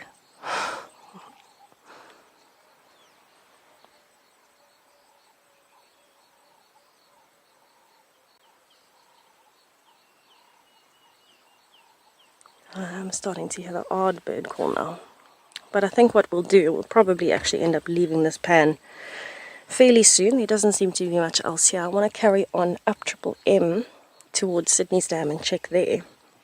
And then from there maybe we can do a little bit of sandy patch, see if anything's come in towards the open areas.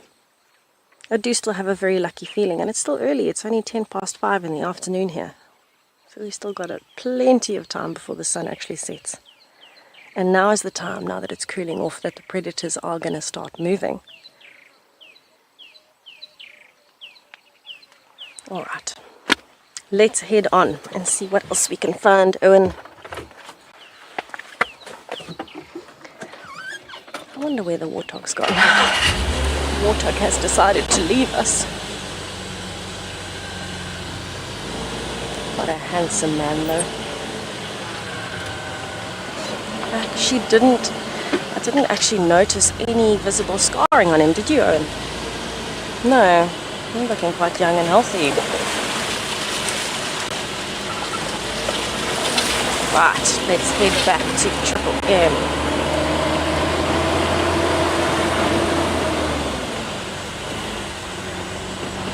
Oh, that cool breeze is wonderful. Bit of a game changer, actually. I think the animals are going to start coming out sooner than expected. I think so. Let's see how wet the roads are still. A lot of water building up.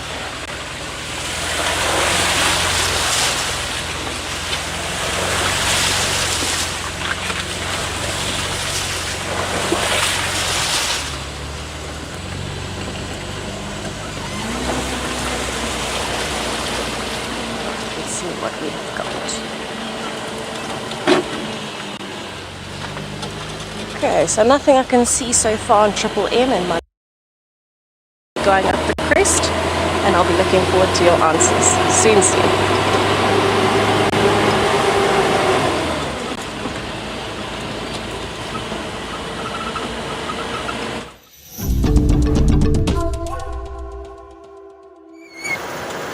We're still on our search. Just gonna pull up here and give you some views. Tessa, do you copy?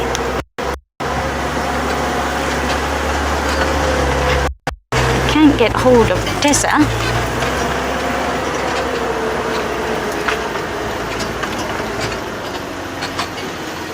I can smell a muster bull. That's why I'm driving very slowly. But I'm just going to stop here for a moment and listen, and we're just going to give you some beautiful views of our surroundings. Tess, come in.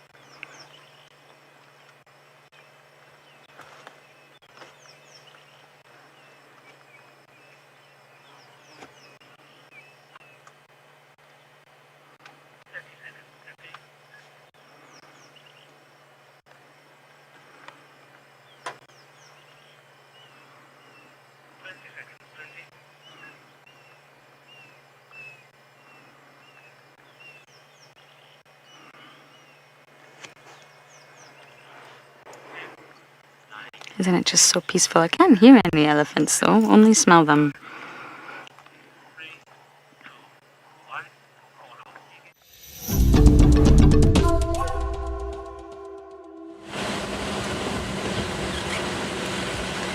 I believe we have got some answers that have come through, so I'm very, very excited to hear what everybody's guesses were. I wonder if we're going to get any interesting ones this afternoon. No, this is also one of my favorite bird calls because we hear it a lot. We often get asked which one it is.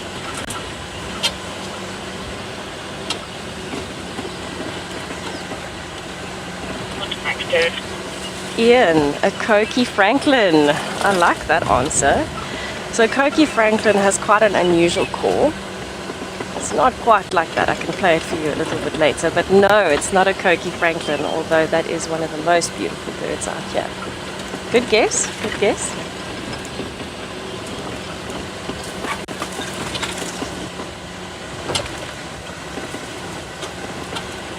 Linda Pauly, a kingfisher. Okay, very similar sized bird. I will agree on that. Some of the kingfishers do have a similar call, especially the wood. when they are alarm calling, but no, it's not a kingfisher.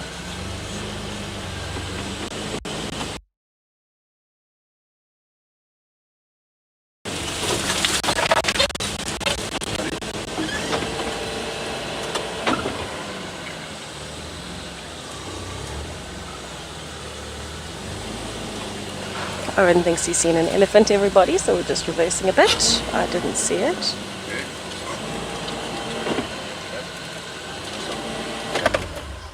Ooh. Carol, Deirdre's cuckoo is one of the prettiest calls out here, but no, it's not a cuckoo. Very similar to a lot of the cuckoo species though, so very good guess on that one. Ah, there it goes. Hello, elephant. Very far across the drainage line, but enjoying the sun. I think this might be the very big bull we've been seeing a lot recently that's been in must.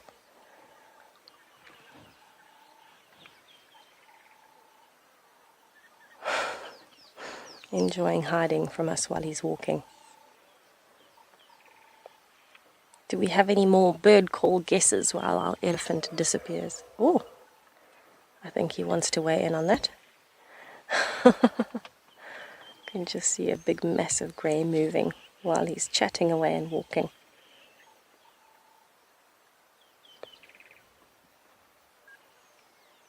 And just like that, he's gone.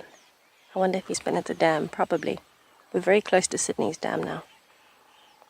Very possibly been at the dam for a drink. SA birder, golden oriole. That is a very good guess. I love golden and Eurasian orioles. But no, it's not correct. A little bit too large in size. So we're going a little bit smaller and closer to the ground instead of higher up in the trees. Okay, I will give everybody a hint because we didn't get any of the answers we wanted there. It's a bird that when it sits has its tail very high. Give the answer, it was a white-browed scrub robin. If you would like to see what I'm talking about with the tail, I will pick you. It is a beautiful little bird. So this is the bird I'm talking about, a white-brown scrub robin, and you can see how the tail goes high up like that when it's moving through the brush. This is one of Lauren's favorite bird calls. So it was one of the list that she gave me. And I think it's a really stunning bird. We see quite a few of these, especially where you find little pan systems hopping through the brush. And that's why it's called a scrub robin, because it's constantly hopping around. Yay, I'm happy that I managed to stump everybody today. Thank you, Lauren. Thank you for the suggestion. Okay, we're going to carry on towards the dam and we will see how it goes. Hopefully we will manage to find something there. It is nice and hot, so fingers crossed, fingers crossed.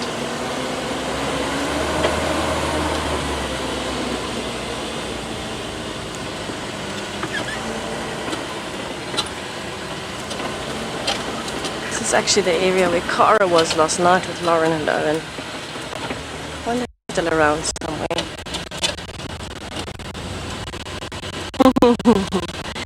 Speaking of the woman of the hour, it's like Lauren is still out on a bumble, so let's head over to her and see what she's looking for.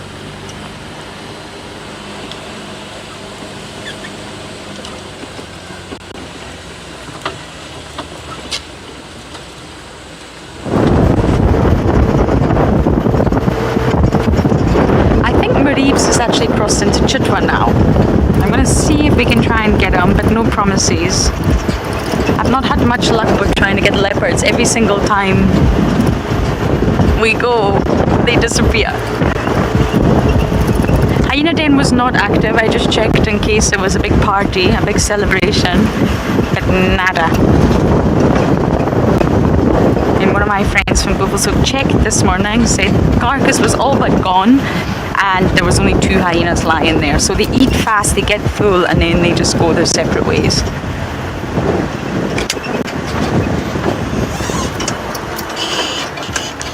Good afternoon, WildEarth crossing into Chippa. Good Lawrence. Maurice is the Chippa mod. Excellent. Can I join the lineup? Just step into the bars and got it there. Sape, do you copy? Banyak. Can I join you with Maribs? Can we straight in on demo? Copy. Thank you. Lauren. Standing by. Sorry, I thought I was live. Copy. Sophie, there by driveway. Junction open area. One from Pasquembo, Mambimbana Misi from Misikaya. Yeah. What's the matter? Sorry, I forgot I was live there. And I was what's going on? The Eastern Channel is very, very fast. So, it's a lot faster than the North. Sure. Maribs is here. We're just going to slowly check what's going on. How many more is it? I just myself, I'm waiting for Lauren to get here and I'll pull out. I copy, I'm back in Matata. I'm almost there. Okay, hopefully we'll see Maribs, the man of the rock.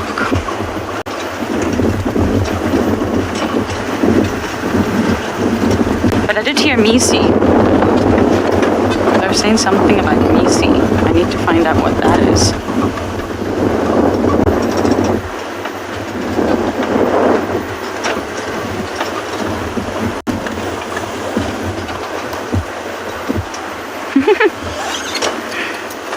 FC, can I just have a comms check? Sometimes our comms are a little bit tricky on Chitwa.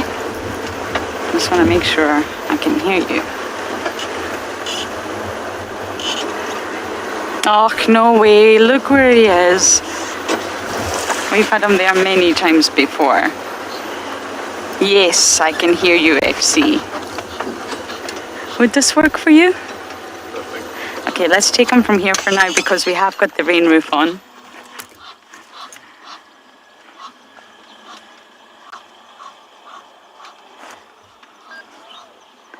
Mr. Maribs, do you know the last time I had him here, he spent quite a while here. We were actually looking at elephants. And the elephants walked past, and just as Darby was following the elephants, we realized that there was a leopard there, and it was Maribs. He loves this spot. Welcome back to Chitwa, boy. Thank you, Sape. But we will get a little bit closer. I just wanted to give you some initial views.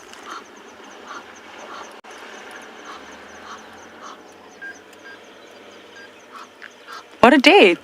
Elephants fighting and Mr. Maribs.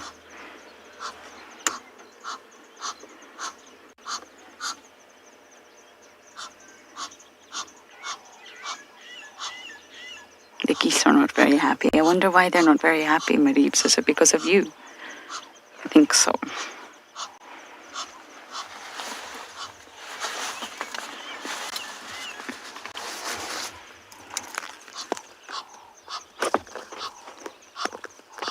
I'm just looking through my binos so that I can actually see him. Oh, look at him. He's spending a lot more time on his own from what I can gather, which is totally normal. But I imagine he still will spend time with Mom at this stage.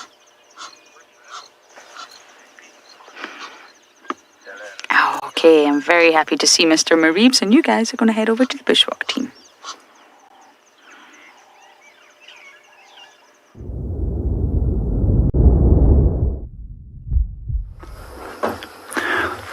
Welcome back to the Eco Training Pridelands. We just went into the Eco Training camp quickly to go and see if we can find these little owlets. We were very fortunate to actually locate them. We've been watching them for several days now. And this is the second pair that I've noticed that was raised successfully in the camp in a 2-year period. And what they're doing at the moment is basically hunting from a little perch over here, and it seems to be a lot of different insects and grubs that they are going for. Let's see if they're successful in catching another insect.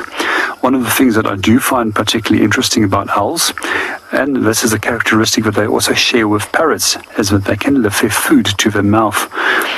unlike any other bird species that needs to bring their head down towards their food and then tear the pieces of food apart. When it does come to owls, you also see that they can swallow fairly large chunks of food, just like most birds of prey. And one of the little adaptations that they have underneath the tongue is a little tunnel or like pipe, which is known as the epiglottis, which enables them to breathe. We also will often notice just before that they fly down towards a prey item is that they start bobbing their head up and down and sideways so that they can focus on the potential prey item that they are looking for. The species of owl that we have over here, as mentioned earlier, is known as a barred owlet. And if you do look at the head, you'll notice that there's a barred pattern on top of it. Also, if you do look at the chest, you'll see fairly large markings, which we refer to as blotches. And all of these can be used as characteristics to identify them from a slightly smaller pearl-spotted owlet.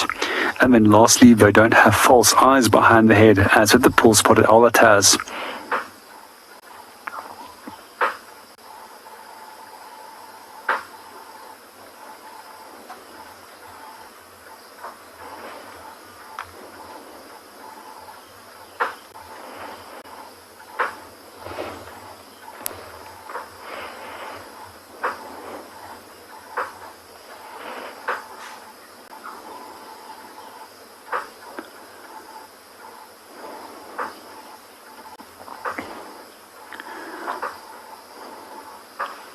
There's also a number of species of owls that's even smaller than the pearl-spotted owl.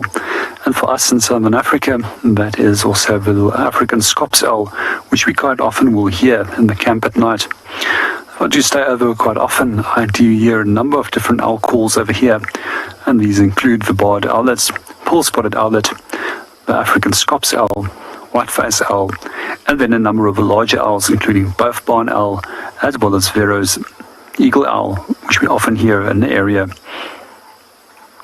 And then lastly, we also have spotted eagle owls, which is often encountered.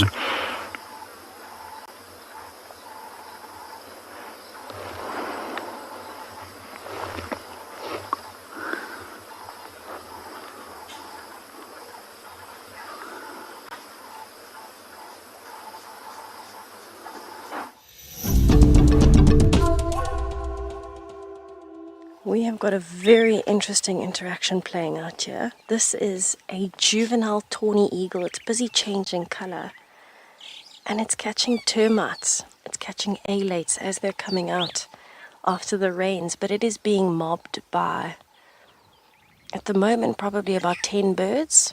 But it can get up to 50 birds at a time at this stage. They seem to be mostly leaving it alone for now, but when they all decide to come down, they all come in this big cloud. And it's quite terrifying for this bird, I'm sure, but you can see it's just catching these alates on the floor and chatting away itself.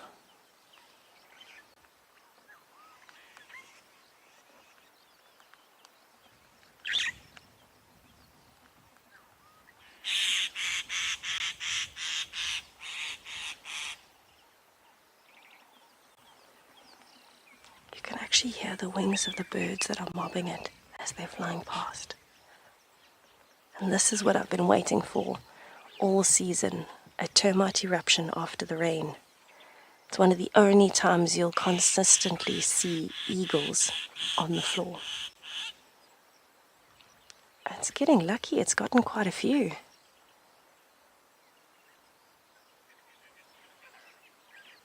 It is very aware of the birds that are mobbing it, but it just keeps picking termites up off the floor as they're coming out of the holes after the rain to go and form new colonies.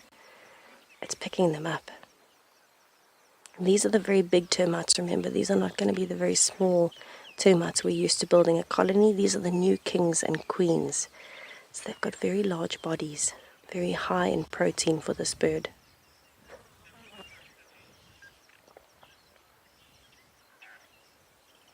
Actually see some of the wings there from the one alate as it picked it up.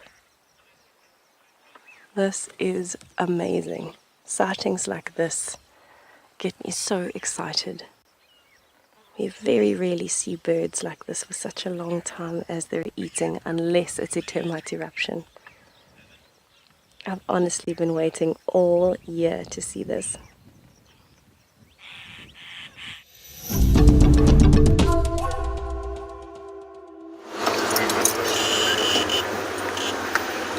Very unfortunate. Mr. Shasha, as it turns out. I don't know why they all call him in his Maribs. I've told him it's Shasha.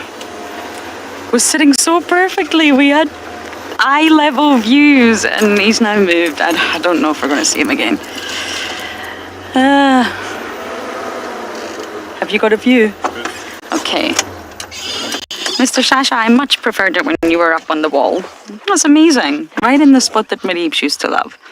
Eye level. Never mind. It's nice to see you, Shasha. I saw your sister, boy, not so long ago.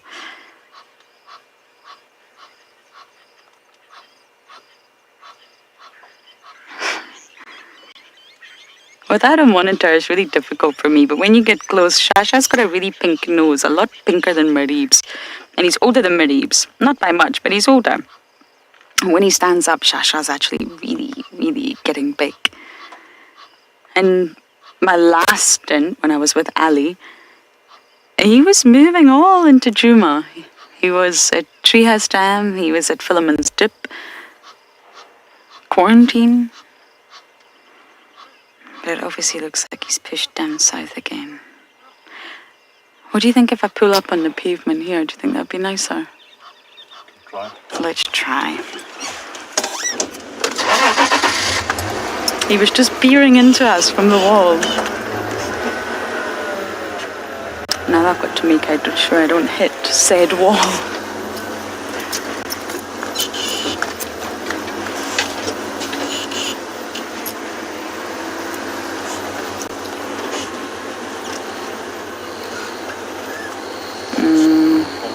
Can you work with this? Pull a little bit to the side.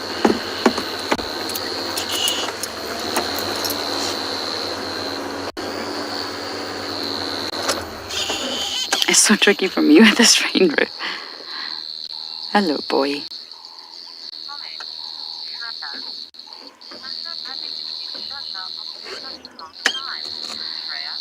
Shreyas, you're so happy to see Shasha. Me too. I really thought we were coming to Marib's. But I was also confused because Marib's was called in on Little Gowrie. There's also a female leopard in Little Gowrie. So I was very confused, but I thought, okay, I mean, Little Gowrie and Chitwa border each other. And he could have easily just got up and crossed over, but I was a bit confused. And it's, of course, Shasha.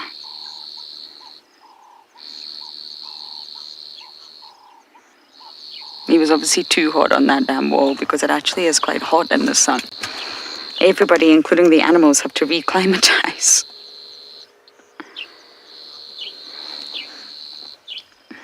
He's a gorgeous boy. I often find Shasha, Langa and Sabui, all three of them, have a lot of white around their eyes.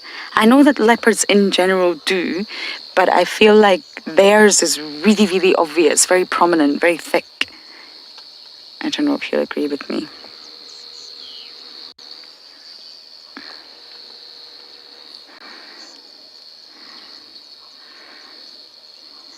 And of course, Line. standing by. Are you still with Maurice? I'm Shasha. Yeah, but I'm with Shasha. What's the luck? It's only myself, space for two. Visual's not great. He's gone flat on the grass. What's the luck? Sorry, Chitwa Dam wall. Okay, copy, thanks. Still on my way. Copy.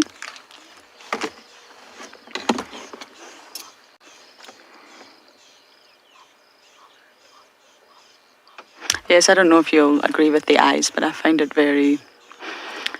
Yes. Hertz came up with a good idea. I think we're going to try and reposition. Cancel my approach. I'm going to head west. Copy? Yes, I think we're going to go up on the dam wall. Let's do that. You ready? Yep. I'm also finding it really hot. I can see that you moved. Don't worry, we're not going anywhere. We're coming right back.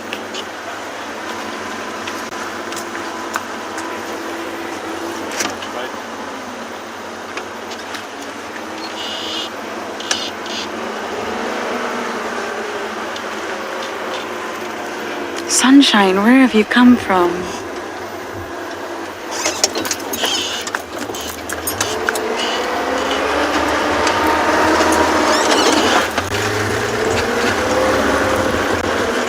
This should be a little bit easier for us.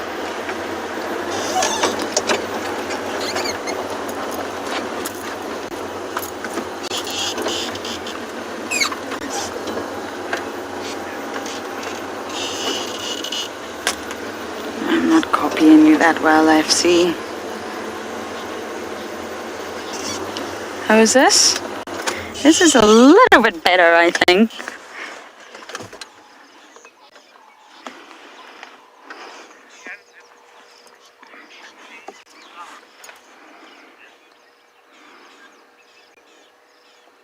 Up.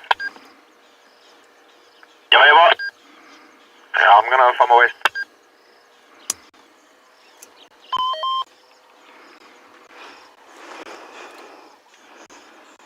But the good news is, when it does get a little bit cooler, I mean, it's 20 to 6. He is probably going to get up and go to the open area.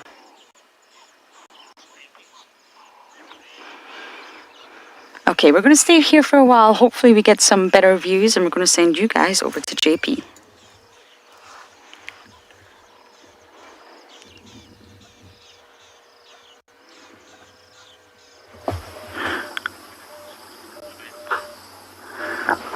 Welcome back to Eco Training Providence. We're still with our barred owlets at the moment and watching them as they're busy hunting.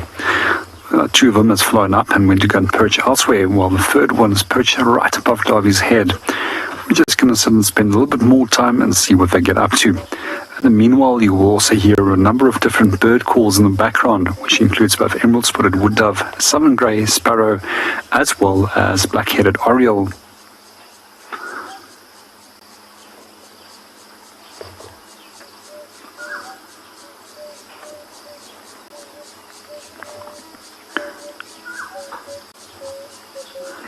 One of the things that I do find particularly interesting with the larger species of owls is that they actually have specialized flight feathers on the leading edge of their wing, which actually muffles the sound that they produce, so that live prey can't hear them as they approach. With the smaller species of owls, we actually don't find this specific adaptation, as they mostly feed on insects.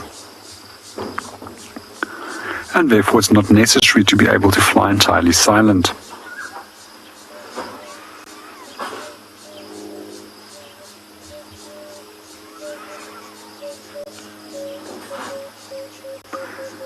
Also, with quite a few of the smaller species, such as both barred as well as pearl-spotted owlet, we often find that they will be active in the daytime, unlike many of the larger species, which is entirely almost night active.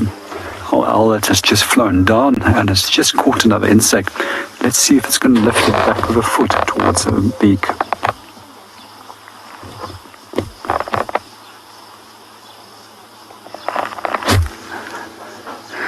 Good afternoon, Jeremy, and welcome to the show. Once or twice they actually gave us a look that looked like if those looks could kill, and they do have really hypnotizing eyes. I think the coloration of their eyes is really beautiful.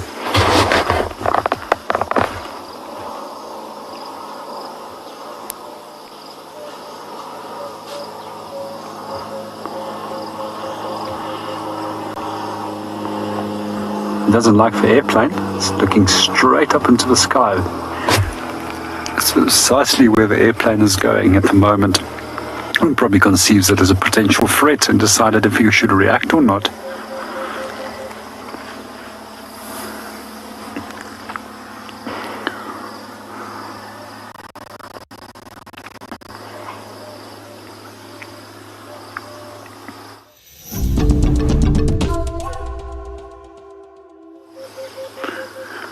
Welcome back to Eco Training Providence. We decided to sneak into the Eco Training camp and go and see what the little barred owlets are up to. So over the last few weeks, we've actually noticed that they've actually now successfully raised a second latch group of youngsters. And this is the youngsters that we have right over here. At the moment, there's 3 of them that we can find, of which 2 is sitting fairly close by to us. We've been watching them hunting as they're flying down towards insects and then lifting these insects with their feet towards their mouth, which is a characteristic which is quite unique to owls and parrots. We're going to do a short little silent segment on them and listen to the different sounds in the background. But as a contact owl call that the small barred owlets are producing, and then occasionally you'll also hear the calls of both spurfowl as well as a emerald-spotted wood dove in the background.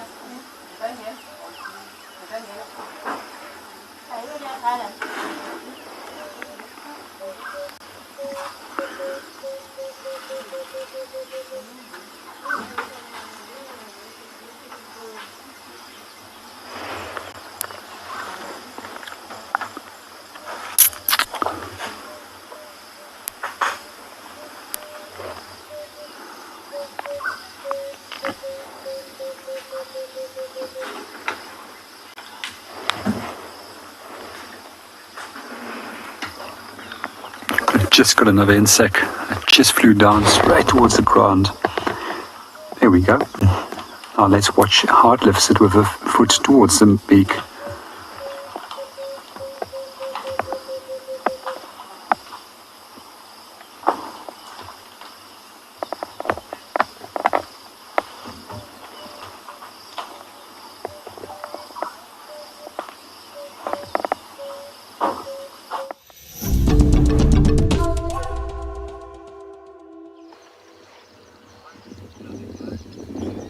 Well, Shasha hasn't moved much, I'm afraid, but that's okay. I'm just happy to be with them.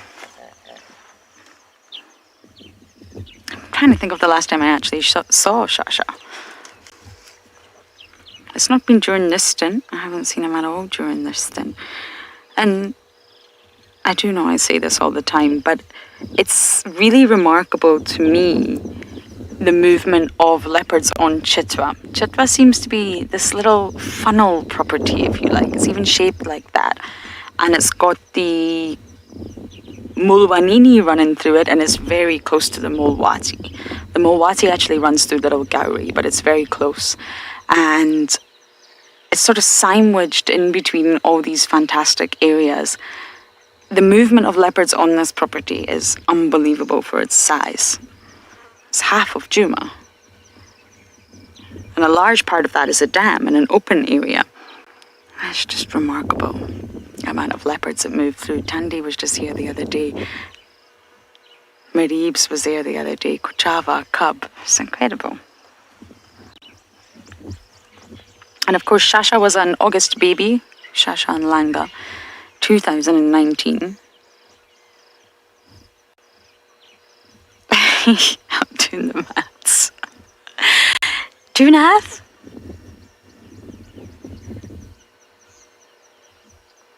Yeah, 2.5 now. So he's independent. He went independent long before 2. Shasha Sabui pushed him to independence long before the average age of 2 for males. But he's not left yet. He's kind of just wandering, exploring. Luis, you're asking, would leopards dig into burrows to get warthogs? Absolutely yes, if they can. What they tend to do is wait outside the mound. We've had some leopards here who, Hukumuri was one of them, excellent warthog hunters. Because although warthogs are small, I think Tessa had some earlier, they're powerful, very muscular animals, lots of meat on them, and of course they've got 2 sets of tusks. Not the same as elephants, but they've got a set on the bottom and the top. And the top ones are the ones you can see, and they look dangerous. But actually, the more dangerous ones are the ones on the lower jaw. They're thinner, sharper, and hidden. The warthogs are dangerous, even for humans on foot. So to be a warthog hunter, you've got to be very specialized. And normally, warthogs will run into a den, and it looks just like the hyena den. It's a termite mound. And they will dig a little bit if they can, but normally they wait on top of the entrance. And then, of course, when the warthog comes out, thinking it's all clear, they can't see the leopard, it's silent. Leopards are the masters of being silent. Naturally, the leopard will pounce as soon as it runs out. But sometimes they'll dig. I've seen leopards dig to try and get in. But Shasha's still small. I think him taking on an adult male warthog right now would be far too ambitious.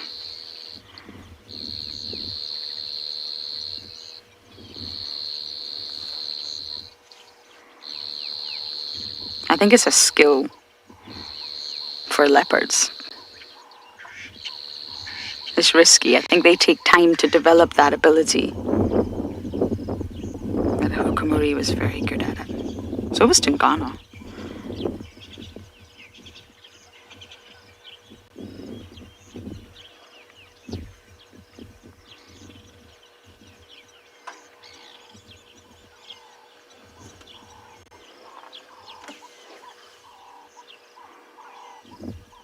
If you think about it, it feels like the Sabi Sands really is saturated right now, congested with leopards. Lots of young males, Marib, Shasha, Semba. They now all have to get out of their father's territory. They now have to find their feet. Where are they going to go? Are they going to go west? Lots of competition west. Will they go north? Will they go east into the Kruger, or will they push further down south? Well, there's also lots of competition. It's tricky. And it also seems like little Inzutini is having a bit of trouble just finding her paws, not finding her feet, finding an area to settle. There's a lot of leopard activity around right now.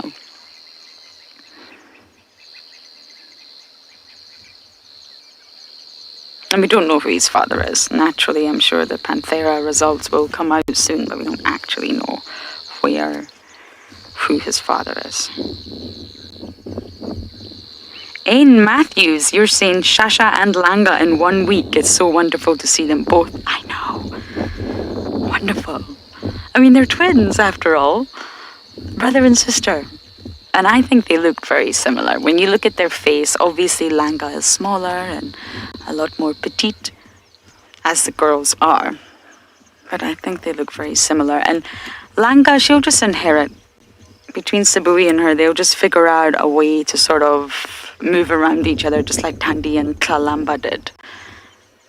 Whereas for Shasha, it's a different story. Gonna have to leave. But where is he gonna go?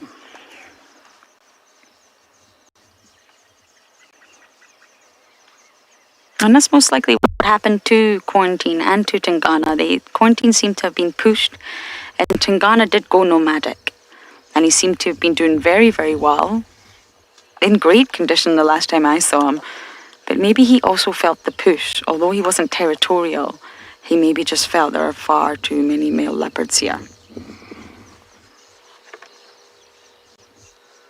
And who knows where he went. But Quarantine's been spotted, so you never know. Jim, I guess so. I mean, leopards will eat anything they can catch. Anything. They are incredibly opportunistic. And there's this wonderful study online where they analysed the diet of various different leopards. And it included up to 92 different animals in their diet. From fish, catfish, tilapia, to alates, termites, dung beetles, tortoises, snakes, birds, and all sorts of mammals, from your squirrels to your antelopes. So they're incredibly opportunistic. They really will try and eat anything. So if they can catch an owl, absolutely, yes, they will. They can sneak up on one, which will be hard to do. But I guess a chick like Twiglet or Olivia or Sedgwick, when they were young, they would be quite an easy catch, and a leopard absolutely would. Survival.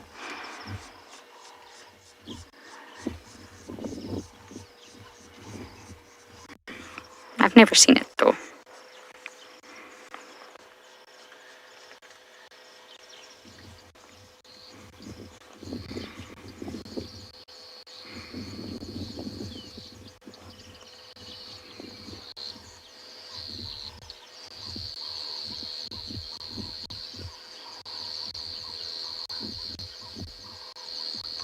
starting to cool down now, thank goodness.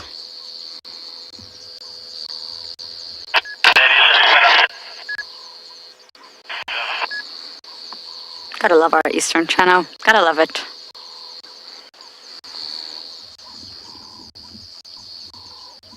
Now this could work either way. Normally when it starts to get cool, because it has been hot, the leopards have also been really uncomfortable in the heat. So when it starts to cool down, this is what happened with Marieb's the other day. They just end up going into a really deep sleep because it's cool. Or you could get up and walk across Chitwa open. Who knows? I'm naturally hoping for the latter.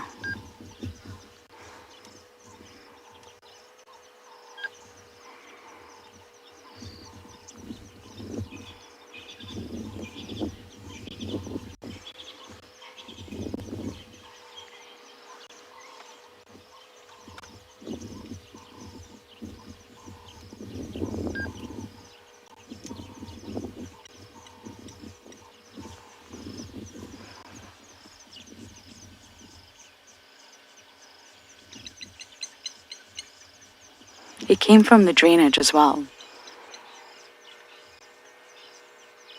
That drainage that I always say you should look for leopards, that's where he appeared from. It was probably there this morning as well.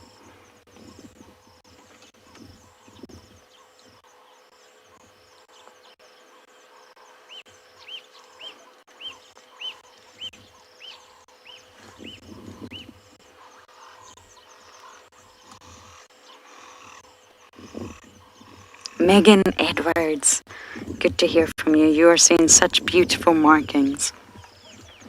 He really is a beautiful boy. And he's very relaxed. I remember the sightings we had of Langa and Shasha as cubs. They were very habituated early on and naturally not so much within our traverse. But when they did come to Chitwa, I had some lovely sightings with them both. And I've always had the most stunning markings.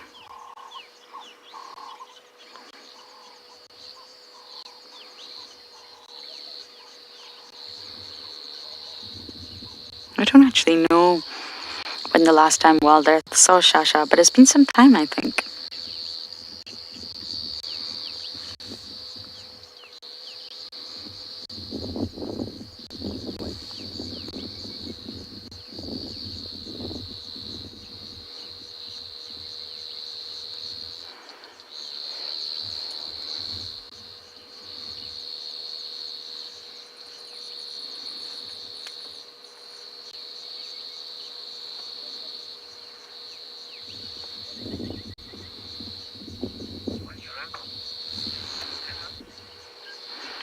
Okay, we're going to sit here with Mr. Shasha a little bit longer. We're going to send you guys over to Tessa.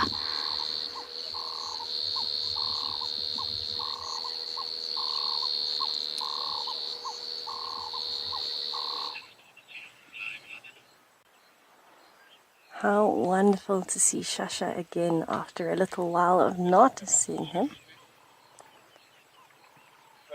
And at the moment, I'm actually very, very happy. Although we can't see it clearly because they're currently moving behind a termite mound. I will have to reposition soon.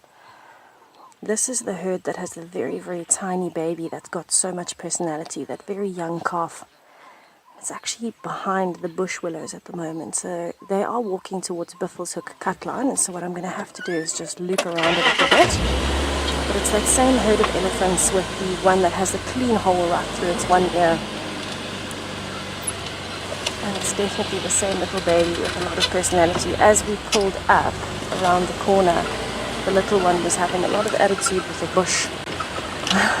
So it was very cute to watch. Straight away had the same personality that I'm used to from the last few times we've seen it. Looks like we're just about to get to the Buffalo cut lines. Let's see if I can get around there for you. I'm hoping we get to see the little one playing. I've just spotted it there.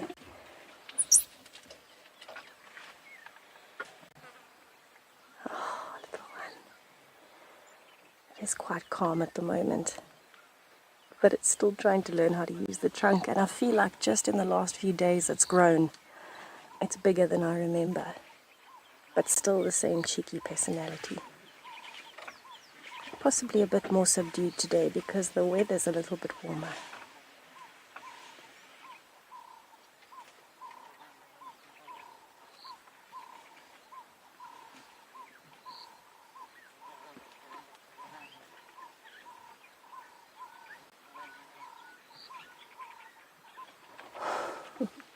It's so wonderful to see the herd together.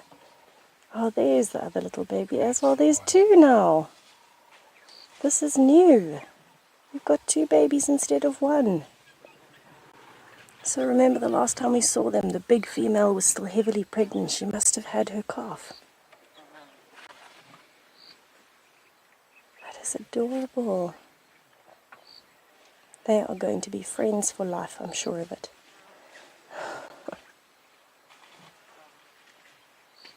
Yes, this is definitely the one with attitude. The other one is still sticking very close to Mom. Now I understand why when we pulled up they were a little bit more nervous than they were the last few times we've seen them. Because there's new babies in the herd.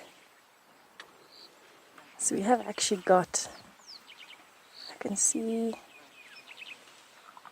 two young calves. I'm wondering if there might be a third there. I thought I saw something in the grass. So there's one of the little calves. You can just see the tail sticking out.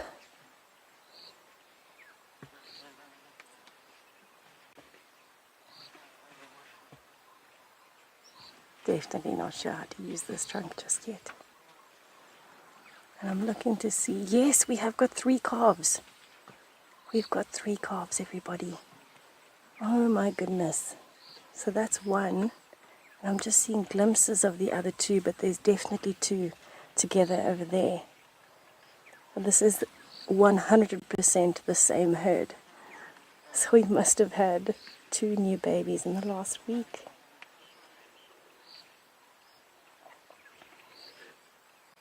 Oh, this is adorable. Oh, I love watching the elephant family growing.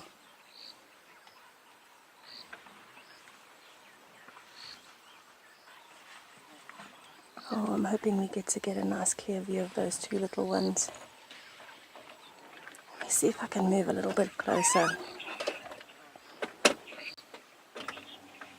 Right, I'm going to try and get a little bit closer now. They are almost on the cut line, so wish me luck. Hopefully I get to see the 2 new babies.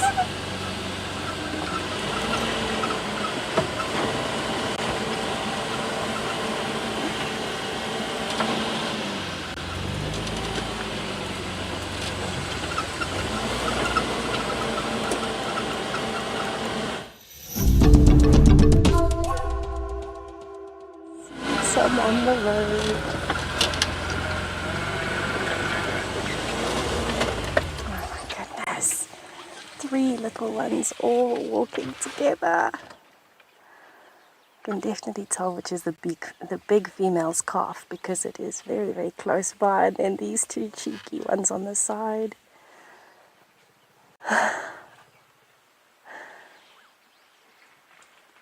Oh my goodness, it tripped.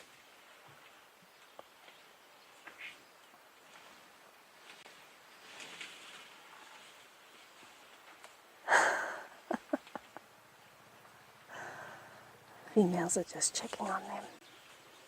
You can hear them rumbling away. Oh my goodness, it's tough to get up on a sandy road.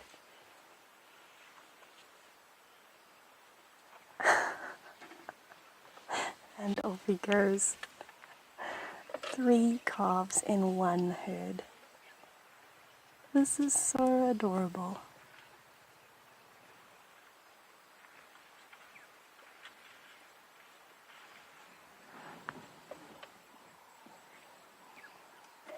And just like that, they've crossed the road. That was amazing. Oh my goodness. That, I don't know if it's another female that's joined the herd or if it is the same females that have given birth. But I'm so happy that we saw them.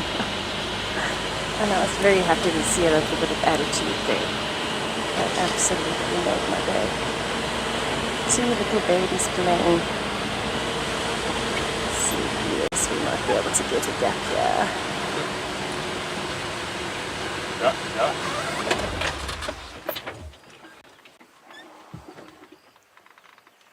Just disappearing into the thickets. How special and lucky. Oh, newborn baby. Hello.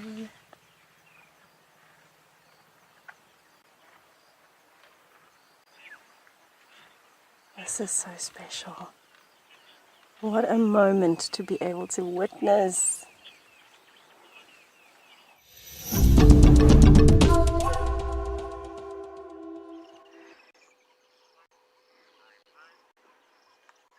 Everyone, I've just been looking back at the footage of those elephants because naturally it was quite a sighting. Was that Daryl? I said to Khat, I recognize that elephant, but obviously with all the drama that happened, I don't actually know if it was him. But Daryl was a male elephant that came around camp a lot. We always found him on quarantine and he had a hole in his ear. And I think it was Tila actually that called him Daryl. I don't quite know why she called him Daryl, but he was naughty, he was boisterous, he caused quite a lot of trouble in camp, and I'm pretty sure that's him. But please, please tell me, confirm if I'm talking rubbish. You're also welcome to tell me that I'm talking rubbish. But we can ID some of the elephants out here. There was a lovely bull also with a rip in his ear that Davi and I spent time with called Norman. As soon as they've got features that you can pick out, then you can ID them, like Fang. But if they haven't really got features, then it becomes very, very difficult. But please, please let me know if that was Darrow, because if it was, that would be a complete circle for me. I saw him in 2018. That's a long time ago.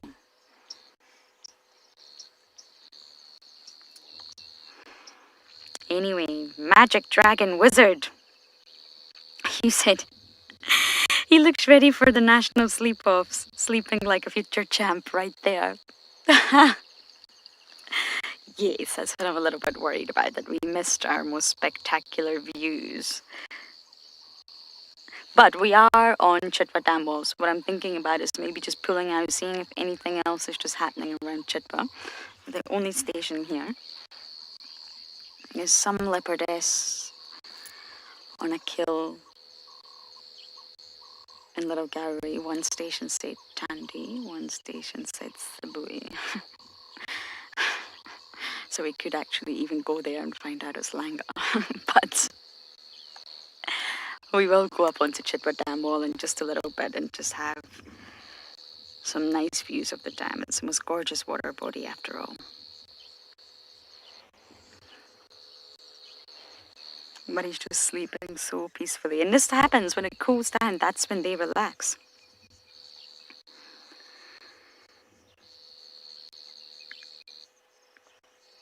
Ian, you're asking, do leopards sleep more than lions? Yeah. What a difficult question. I'm not sure I'm in a position to conclusively answer that. We definitely see leopards a lot more awake than we do lions during the day. And you've got to remember, lions are awake all night time. They've got a lot more muscle mass than leopards. They probably expend a little bit more energy. And they can relax. Oh, hello, Shasha. Where your tracker is right on it. If you fall into a really, really deep sleep, and I'm talking deep sleep, not sleeping on a knife's edge, but deep sleep, and you've got all your lionesses around you, you probably can relax. You've got safety in numbers. Whereas for a leopard, Shasha here is completely on his own. So leopards maybe do sleep a little bit less because they're constantly sleeping on a knife edge. Anything would wake him right up. Anything. Whereas Darkmane, not so much. Darkmane likes a good nap, that's for sure. But I don't know in terms of which cat sleeps more. I think they both sleep a lot. But it really depends on what activities they've been doing. If they're on a kill, they might sleep way more than if they were on territorial patrol and then getting ready to hunt. So Ian, good question, but I don't actually have the answer. Excuse you, hippo. But leopards can sleep a lot too, my goodness. I spent days on end watching Hosanna sleep. And Tingana.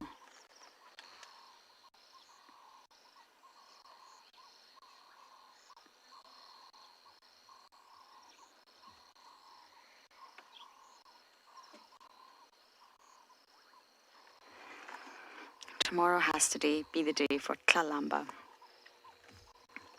IFC, did we get any response about Darrow?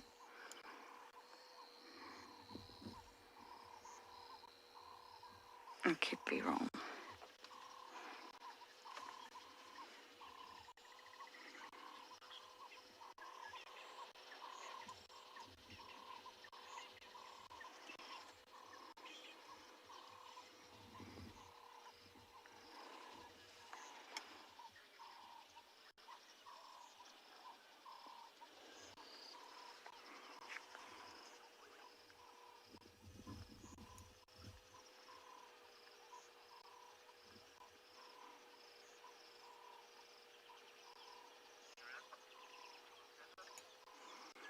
Okay, we are going to go up onto Chitwa Dam Wall to just get some different views, and hopefully Mr. Shasha will wake up at some point.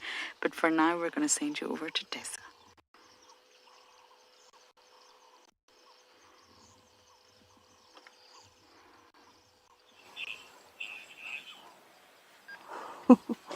So I definitely think we had a very lucky moment that we witnessed there. It looks as though the small herd we had with the young calf was slightly separated, possibly for the females to give birth. And now they've joined the bigger herd, and there's two very young calves. And then the older one that's got lots of personality, and they're still around. We can hear them, but we can no longer see them.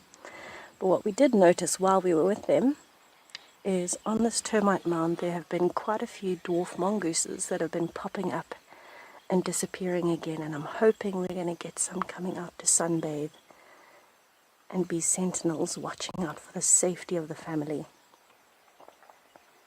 So we've had them right at the top and right on the right hand side. So we're playing a game of patience at the moment, waiting to see if they come out. But while we watch that, if you listen carefully, you can actually still hear the elephants rumbling. So it does seem like quite a large herd. There's still some somewhere in front of us. We're just hearing them talking to each other.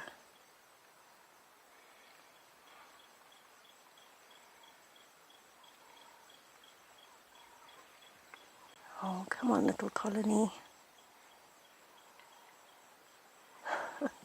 This golden nut is so beautiful for dwarf mongooses, and there were about 6 of them out just now, and they've all just disappeared.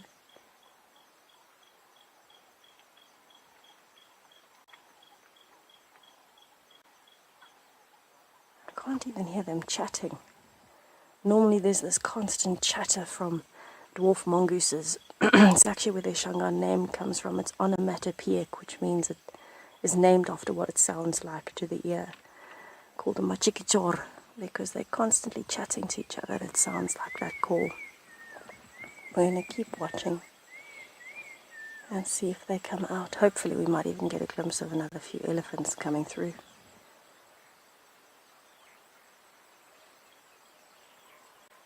Oh, please come back out, dwarf mongooses.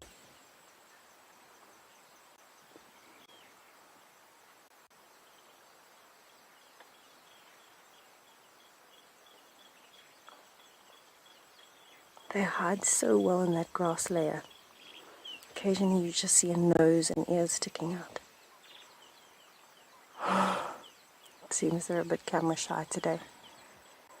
Maybe they're just using the last little bit of light before we reach sunset hour. They're just using this last little bit to go out and do some last minute foraging. And then they'll come back to settle before nighttime falls. You can imagine there'd be a lot of different animals that would want to prey on dwarf mongooses because of their size. So they definitely don't want to be out after dark. They'd want to be safely tucked away in that termite mound. They're probably quite deep into the termite mound, far underground, to keep themselves safe. Oh, there, I could hear an elephant.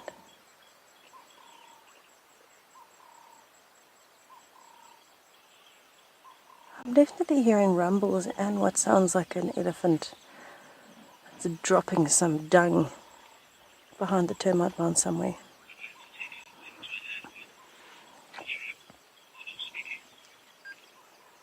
I'm going to play the patience game for a bit longer. I think it's going to pay off. I'm going to sit here and hope that these little ones come out.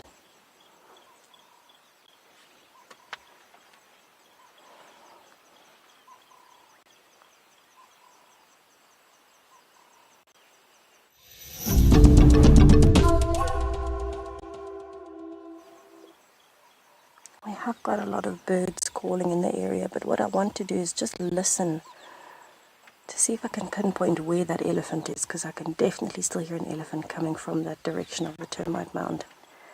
So while we watch in the hopes that one or two will come back out, let's just have a listen in case we can hear the elephant again.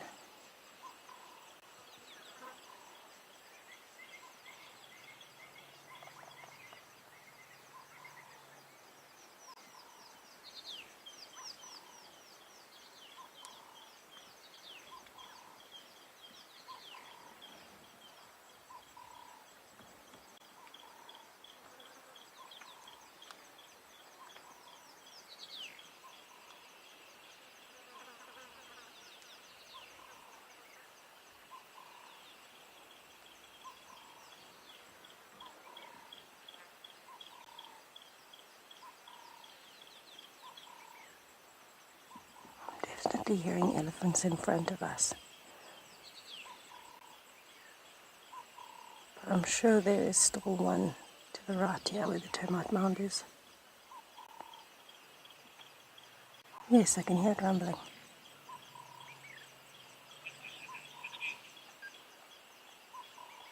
Lagging behind the rest of the herd. Maybe we'll get it crossing the road just now. Maybe we'll get lucky.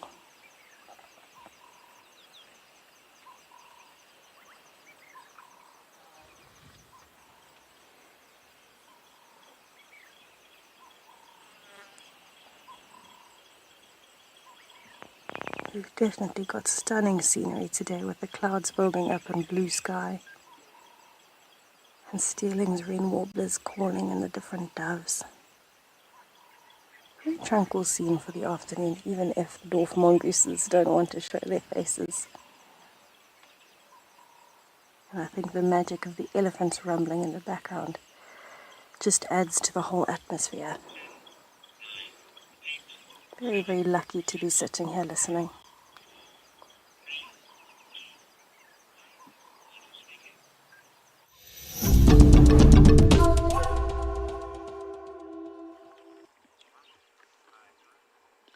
Don't. Oh, that was quite dramatic. Shasha is still sleeping, don't worry. We just thought we'll pull out and just see if anything else is going on around this massive open area. Considering the sort of density of leopards in this area, it wouldn't surprise me if we even spotted another one.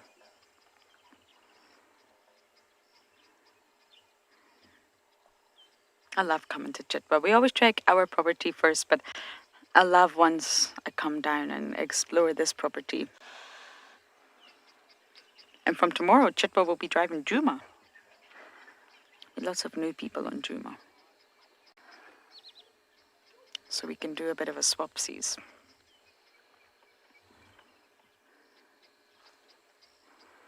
It'll be a nice merge of the east and the west and the north.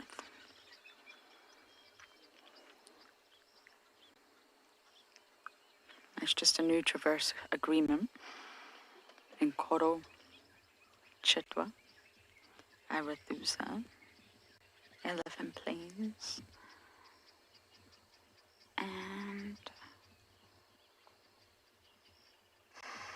lucky Sabi has, I think.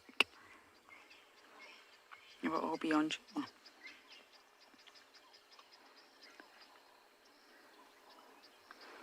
Now I can tease them and play tricks on them. Hide in bushes and jump out at them. Throw fake snakes on them. It's all gonna happen.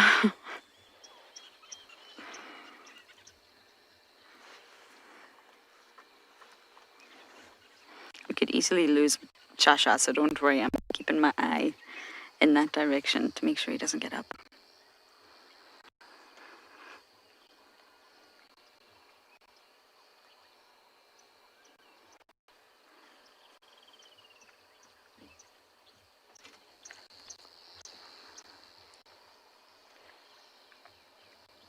It's just so peaceful. I'm just going to let you listen for a moment or two.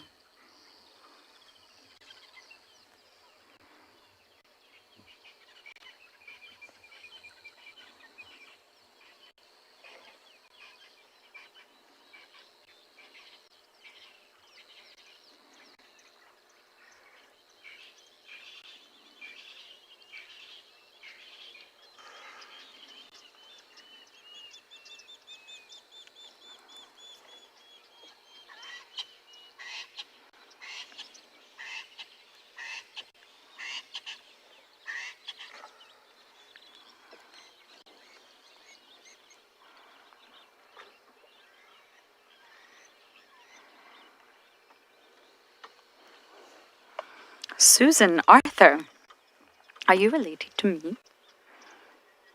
Do we really have the same surname? It's quite an unusual surname. I don't meet many Arthurs. Well, hello, Susan. You're asking, have you ever seen Chitwa Dam without any ripples in the water?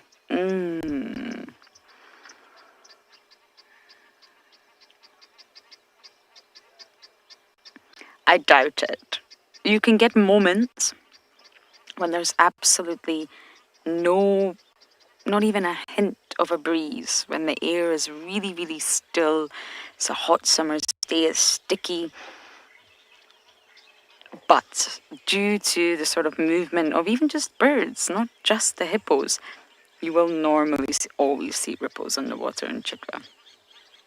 It may be very slight, but a big cumbersome animal like a hippo, you're not really sort of going to be able to get away with gliding through the water like a ballerina and not causing a pressure change or ripples. Imagine if that's little Rolo. I hope it is. Oh, look at that. That was amazing. Okay, we are going to sit here a little bit longer and we're going to send you guys over to Tessa.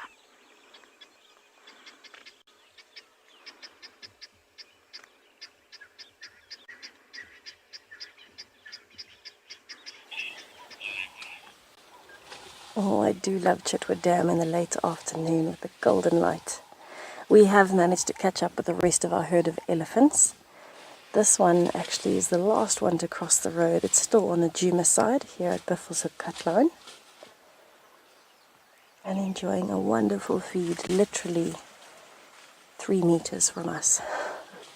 It's a fairly young elephant. In body size, I would have said maybe only 3 to 4 years old, but in tusk size, it is very impressive. Much larger tusks than the body size should allow with the normal rate that we see. We've actually got another one coming over to us in the road. It's the one with the hole in its ear, but I don't know if we'll get it. It seems as though this elephant has had cysts. I think that's what caused the holes in the ears. Hello, Cheeky. You can see the clear hole in it's right here, our left. And as it turns its head, have a look at the other side. Please turn your head. There, you can see a bit of the cyst on the other side. So it's actually got cysts that are causing the holes, possibly. I don't think these are tusk wounds. I could be wrong. It might be tusk wounds that are healing. But it might have had... Oh, that hit me in the face. I think it's more likely that it's been cysts that's had infections and eaten through the skin. Yes, hello, Cheeky.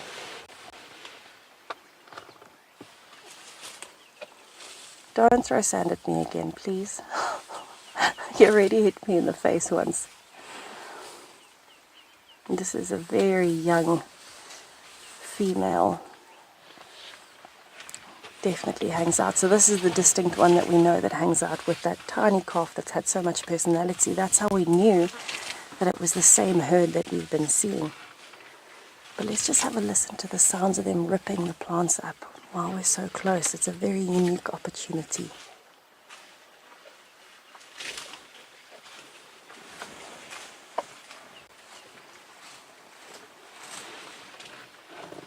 The other one's actually coming out a bit. Let's have a look. This one's hiding. The other one is just starting to come out its full body.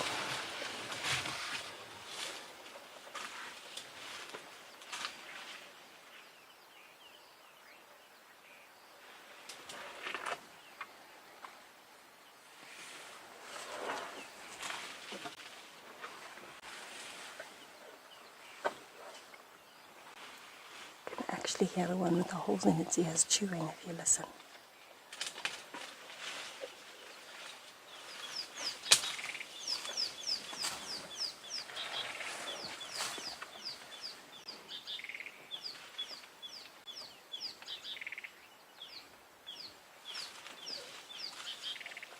Wow, look at how the light was catching on its bottom lid there as it turned. A little bit of moisture.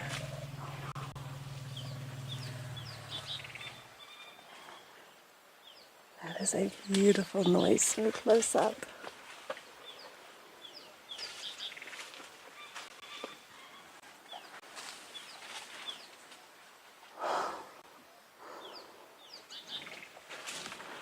So the other one is actually coming closer to this one. I think I'm a little bit poorly positioned with my rain roof.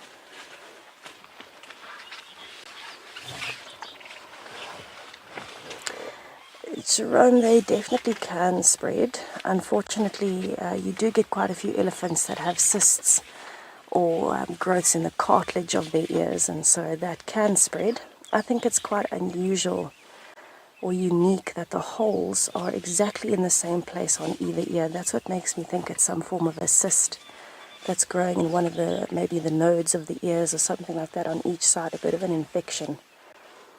Because the positioning is almost identical on each ear, the chances of getting a tusk through each ear at exactly the same point is very, very low. So yes, I'm sure these would be able to spread. This one is looking like it's healed quite nicely, the one that's just behind the pole, unfortunately. There, that one. It's healed nicely, it's fully scarred over. So it doesn't look like that one's spreading, but you can see the other one is still festering. It's a bit of a swollen area, perfectly round, and the flesh is actually eaten away on the surface, possibly from the infection. So there are different disorders in elephants that can cause the cartilage to fester or even break down completely. Then you get elephants with floppy ears that don't stand out straight.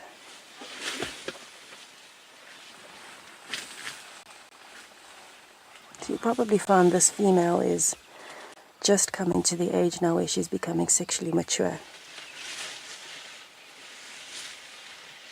Oh, look at that skin in the light. Yeah, she's probably going through a bit of a hormonal change at this point, and also being protective possibly of a younger sibling and coming to check where it was because it's straggling behind the rest of the herd. They are definitely of different sizes.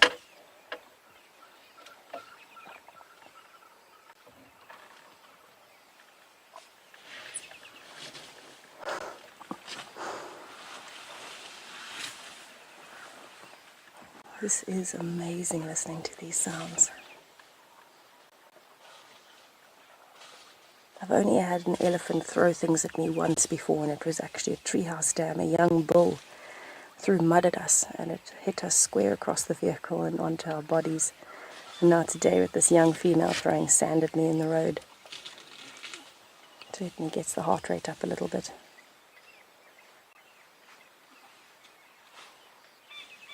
But I certainly don't know how many other people in the world can say they've had something thrown at them by a wild elephant and it hasn't hit them in the face. Suzanne, I agree. Very special moments. I just want to listen for a little bit more. I mean, we've got golden light filtering through. We've got 2 elephants that are very young feeding next to us. And they really are not taking this feeding lightly. They're making quite a bit of noise. So let's just listen for a little bit again while we're appreciating that.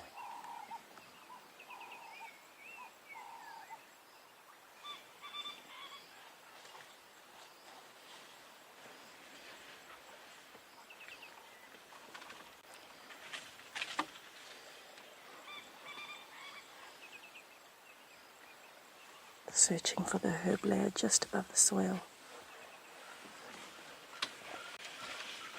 They're actually moving back towards the road. We might have to reposition just now. Moving back in the direction of the rest of the herd.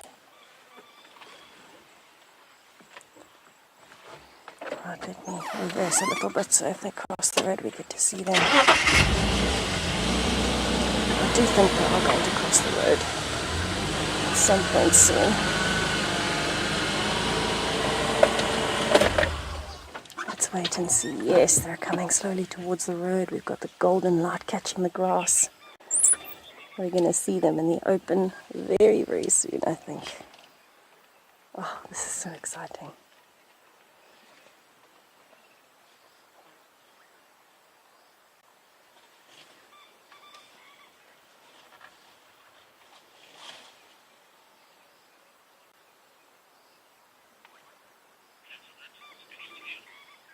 Look at that golden light.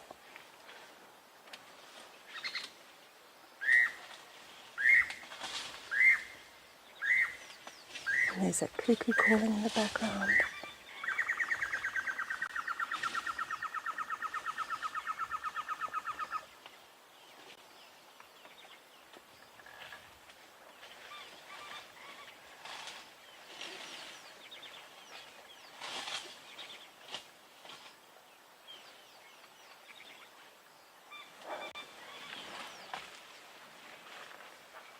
Proper golden light filtering through there.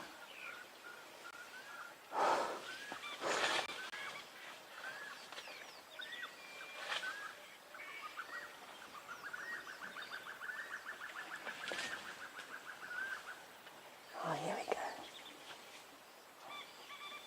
Oh, a bit of a dust bath in the golden light.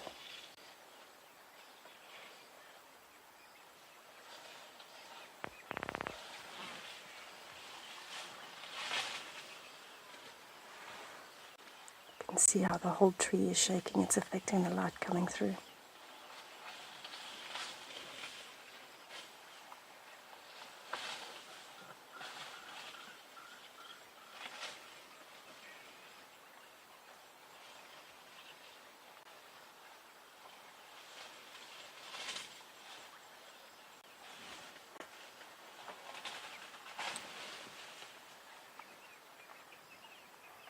Oh, look at all the flies that's shaken out of the tree.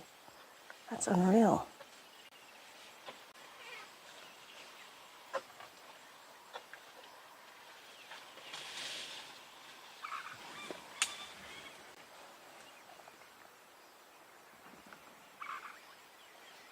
It keeps pausing when it hears the other elephants rumbling in the distance, just collecting some information. Look how the light is catching even the fluorescences of the grass.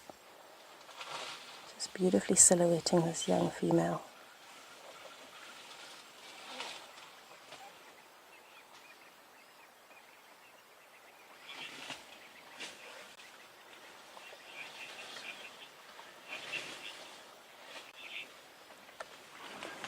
Paulina, I could not agree more. This has been one of my favorite moments of the day, I think. Beautiful golden light, and an elephant really taking its time feeding on the tree out in the open for us.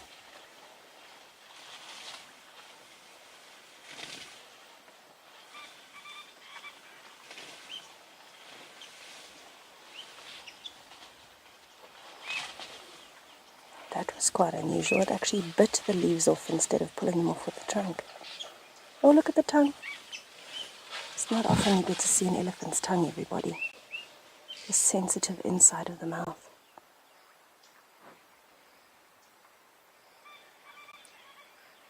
All of a sudden they both stopped there listening again. Oh, I love that sound.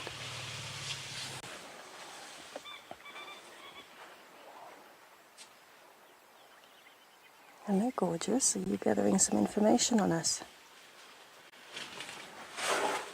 I can see you, thank you.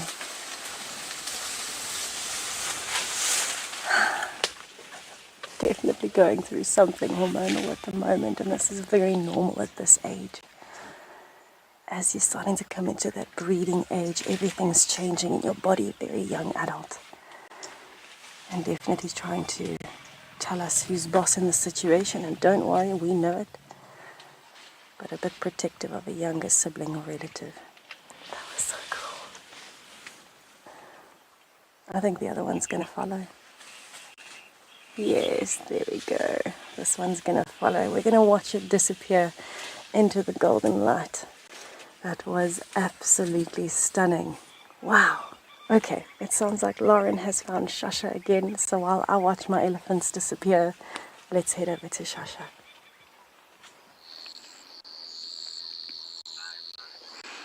Well, someone's awake. I'm not talking about me. Look at our boy. He's very interested in the Egyptian geese, and what actually woke him up was a guinea fowl who just decided to walk along the dam wall. And then he thought, hello, guinea fowl.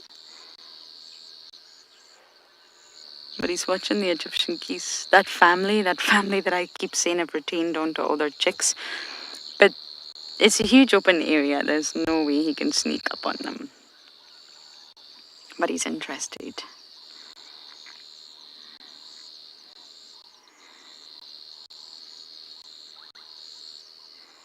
You can hear the buzz of the insects. It's so loud. I've missed this.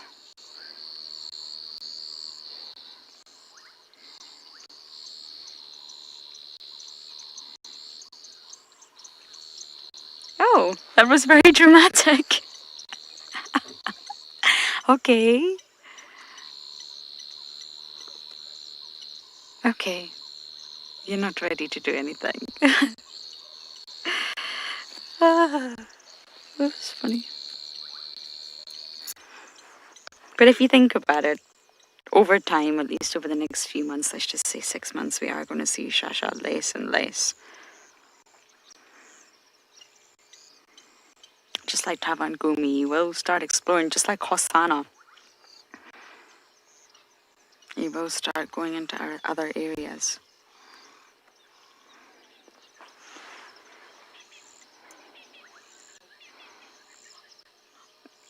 I really hope we do get the scat analysis soon. I mean, the sort of potential fathers are thought to be Molwati. Very suspicious about that one. Quarantine, Kunyuma, or the Maxim's male. They're the sort of potentials that Sabui could have had access to during the time that Shasha would have been conceived. Of course, females do move, but there are so many males around that females wouldn't have to move as far as, let's just say, females in Madikwe. They have to travel far to find that male when they're in estrus. But here, the density is so high, they definitely don't have to travel that far.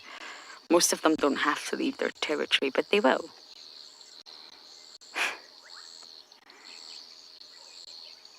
Are you trying to eat the flies? Why not? A little bit of protein.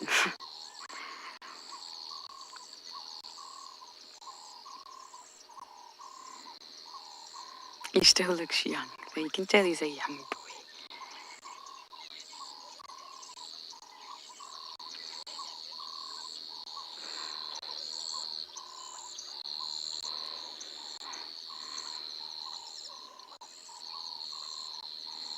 My favourite sighting of Shasha was the one with Tlalamba.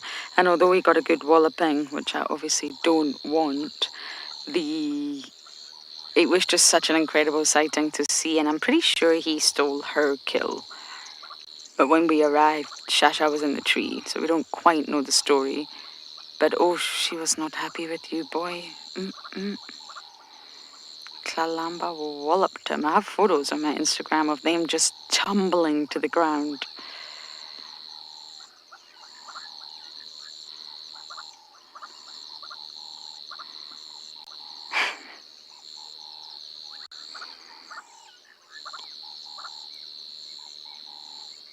Because the density is high, you will find a lot of leopard on leopard intraspecific interactions between relatives and also between strangers.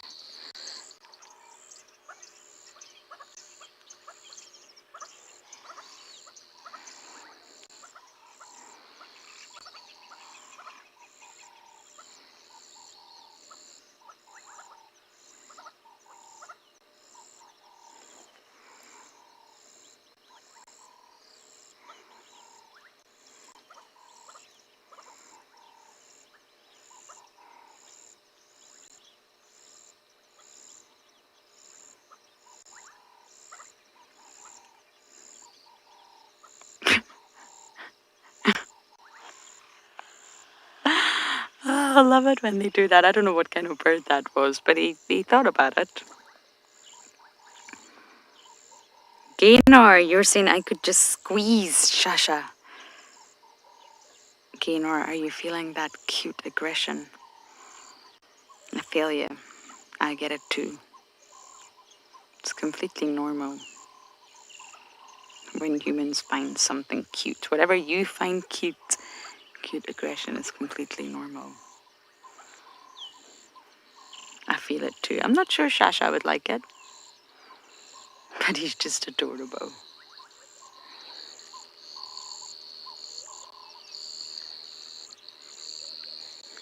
I think he is going to get mobile soon.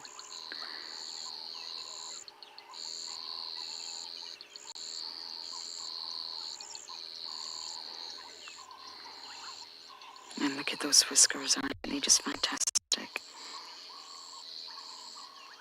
Leopard's whiskers really do stand out. I mean, they are those sort of sensory appendages, really. They're not just hair alone, if that makes sense. And all cats, all felines, use their whiskers to interpret the world around them. They have a purpose. Lauren, Trevor. Standing by. Afternoon, are you still with that Shasha? Yeah, boy, still Lala at the damn wall. Amazing. Have you got a space there for me? Absolutely, make your way.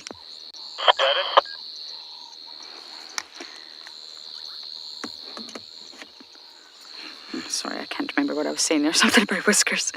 But they really do have a function. We see them as being beautiful, and they are extra long in leopards. Lions are long too. But I mean, for leopards, they are completely solitary. So they're not randomly positioned, although they are obviously on the side of the face, and sometimes whiskers can look a bit messy. It's actually not random. When you really look closely at whiskers, you'll be able to see that the hairs are shorter in the front and longer in the back. And this is obviously intentional. It's sort of allowing for an ordered grid, if you like, of arcs to sort of represent and interpret the surroundings. They're not randomly placed on the animal's face. And this gives him such a good idea to understand what is happening in the world around them, especially gauging distance. Especially at nighttime. And if you think not only are leopards solitary, they also are highly adapted to riverine systems, which is normally thick with vegetation. So they've got to weave through the vegetation, especially at nighttime. Oh, okay. Mobile, but not. Shall I reverse a little bit? Okay, we're going to reverse. We stole your spot, Shasha. This is where you were originally. But we've stolen it.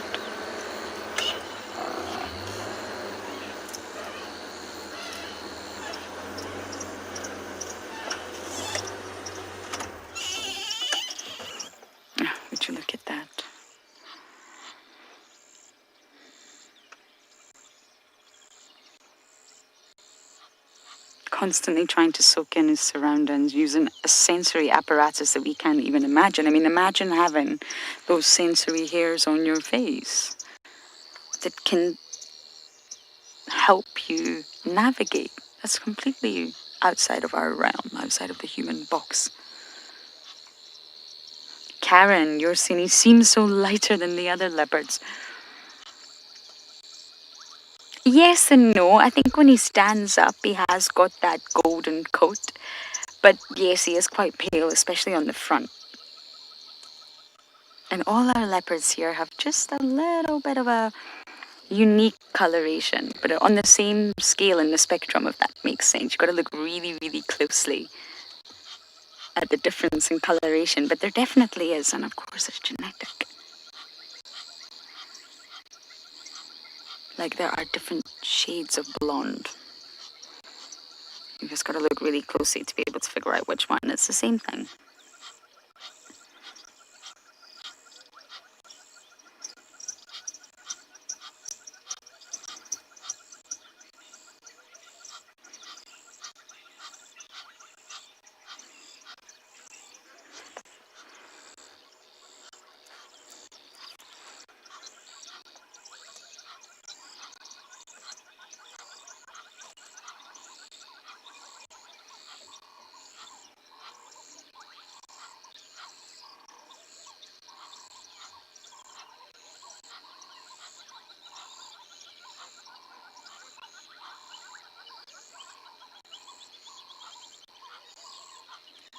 And if you think of your dogs and cats at home, you'll notice that they don't like to be touched around their whiskers. You shouldn't grab or pull at a dog's whiskers.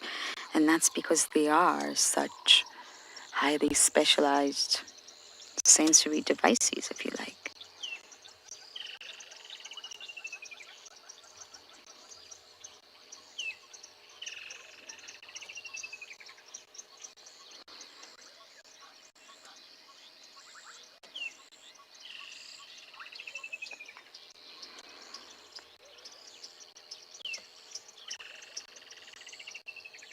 Yes, they say that each whisker can actually have as many as up to 200 individual nerve cells,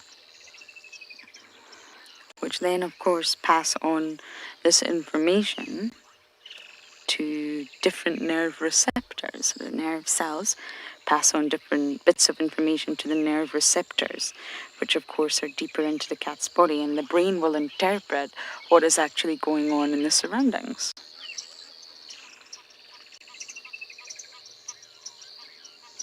Leopards are said to have approximately, and I'm guessing this will differ, but about 30 whiskers on each side of the face. And that's about 30,000 nerve receptors. Are you just showing off now for us? Okay, we are definitely not going to go anywhere.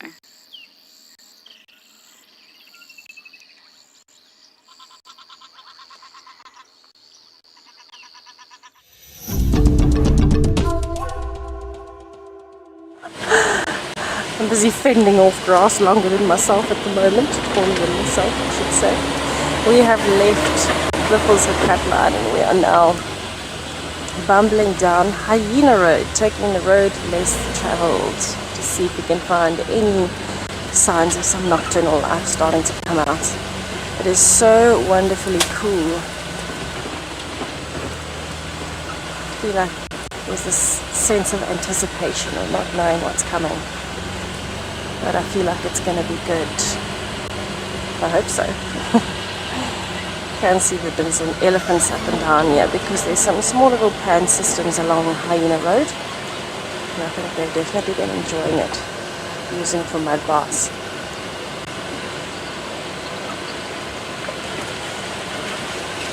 And Owen was in fact just sharing a lovely story with me about the best sighting of Tingana that he ever had, and that was here on Hyena Road. It sounds absolutely beautiful, soaring next to the vehicle up on a termite mound. Oh, it sounds wonderful. I'd love to have that experience.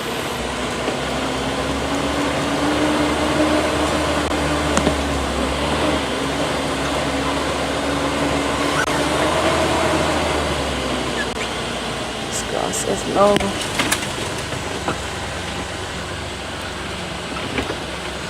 can imagine it would be quite difficult to follow a leopard through this grass at the moment.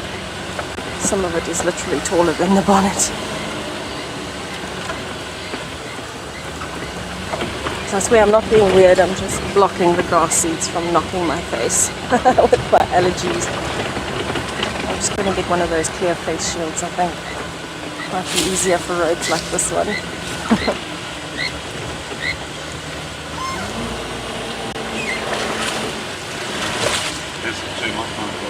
Oh, is it this termite mound? That's amazing.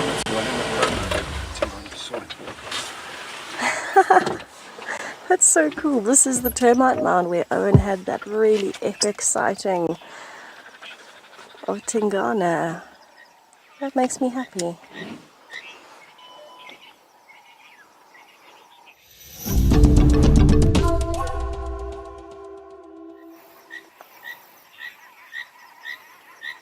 So I'm not sure, for those of us who have just joined us, if you recognize this termite mound. Probably not, but maybe the dead tree in the background looks a bit distinctive. If you ever watched some of our highlights videos, you would have seen that this termite mound is fairly famous.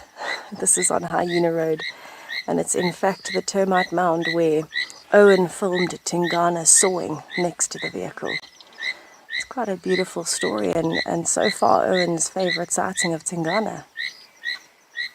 I can just picture him sitting there on the termite mound, sawing away. I've actually seen the video, I think. It was Pat who was guiding. Oh, hello, Kingfisher. Thank you for joining us. Busy hawking insects right at the top of the dead tree.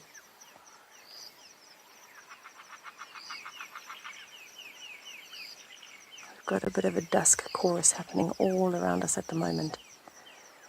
You can hear an array of birds coming from both sides because we've got a drainage line on one side and a seep line on the other. Very popular area for birds. And frogs, it seems.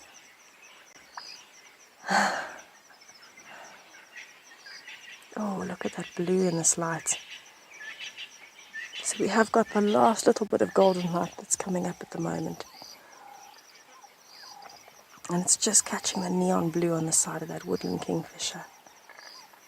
What a beautiful and tranquil evening to be out and about. What is very exciting for us is that it looks like the clouds have pretty much cleared. Have a look at that sky. Yes, there are some clouds in the distance, but we might not get rain tonight. As much as we need the rain, we also need the time to dry out the equipment, but I'm sure the animals also would be looking forward to a little bit of sunshine, being able to dry themselves off properly and get back to their normal habits too.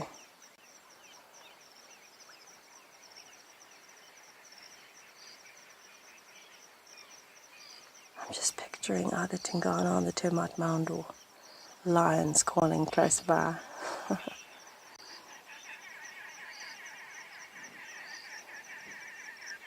Ilana, I think so too. Definitely postcard pretty today. It's a very dramatic sky with all those purples behind that woodland kingfisher. It's almost a bit of a lilac-y colour on this side. Excuse me, everybody. Driving through the long grass. Getting my allergies. Oh, I've got a tiny baby gecko. Oh no, it's leaving. It's busy climbing up the pole next to me, but it's already gone. I don't know if we'll get it. I don't think so. It's gone up to the top of the roof, seeking refuge in my own roof.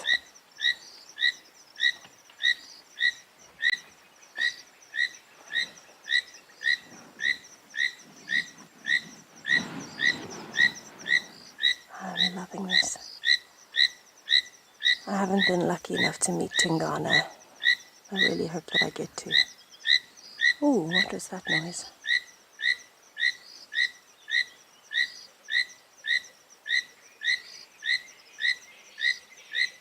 Something coming from the drainage line.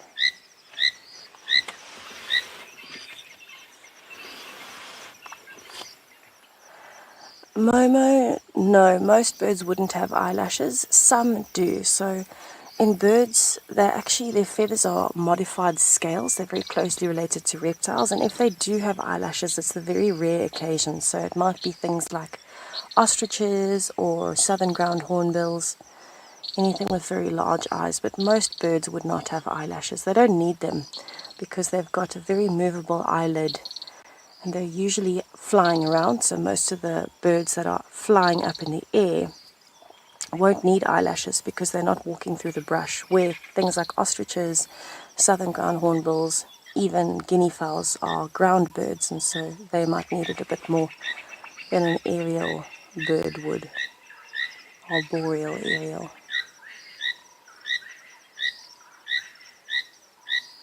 Oh, this is stunning. I actually really do like the eyelashes of a southern ground hornbill. They are very thick and lush.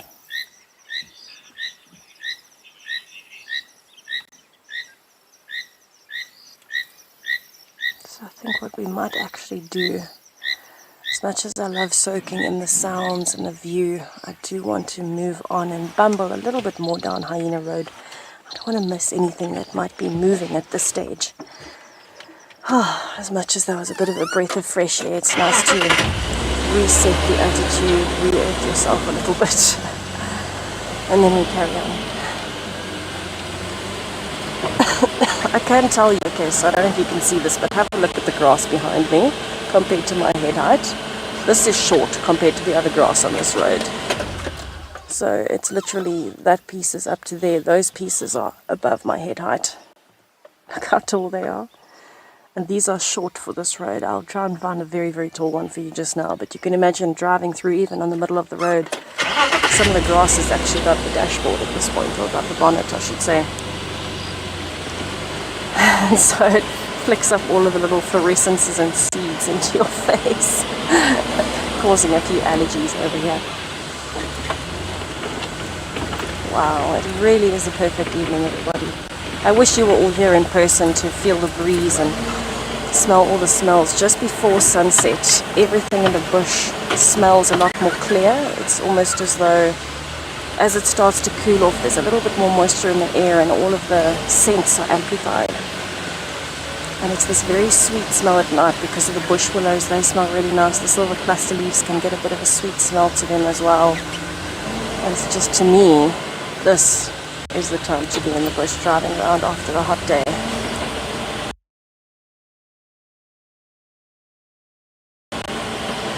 Whether you find anything or not, it's just refreshing to be out here. But I hope we do find something. I still need to see a genet. I'd still love to show you an owl.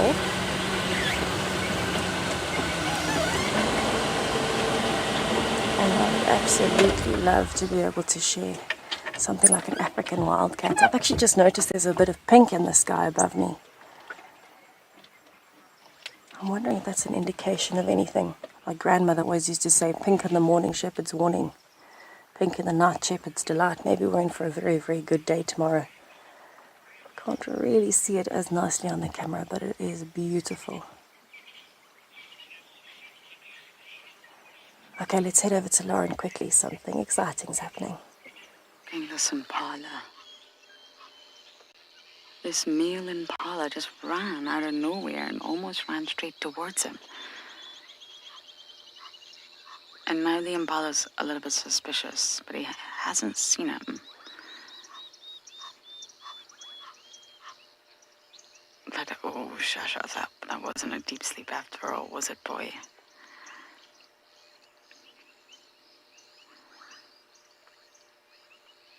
The male impala's coming right in his direction. Still quite a gap between them. We used to close that gap somehow.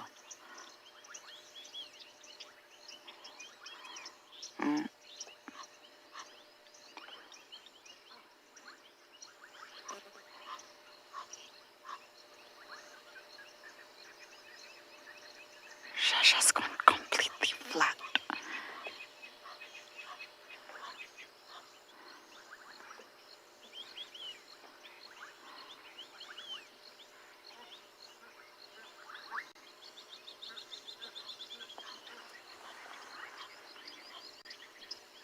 is this ram here on his own?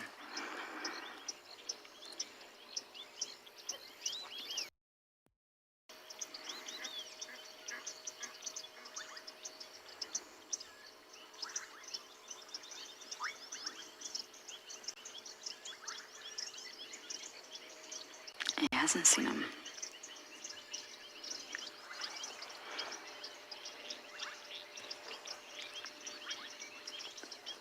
The impala's walking right towards him. I can't believe this.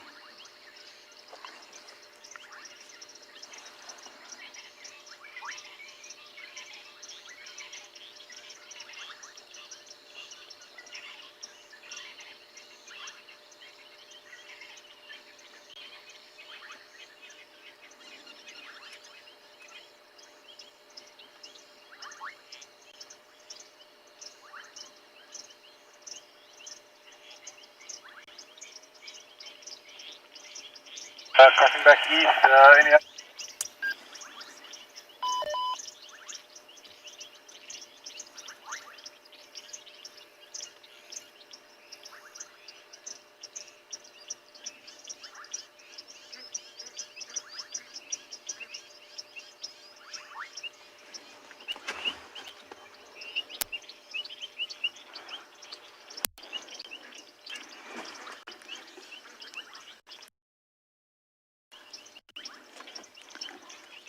He was within meters of Shasha there. That impala does not know Shasha is there.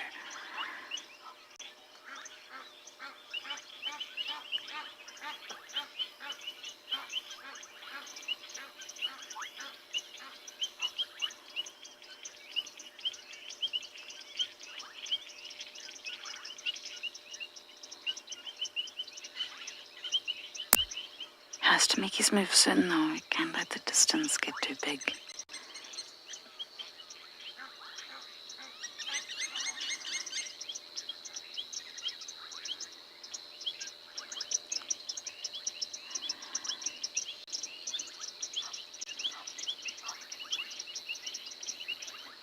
That impala at one point was just over a meter away from him. Sasha, you've lost your chance, boy. Impala's gone.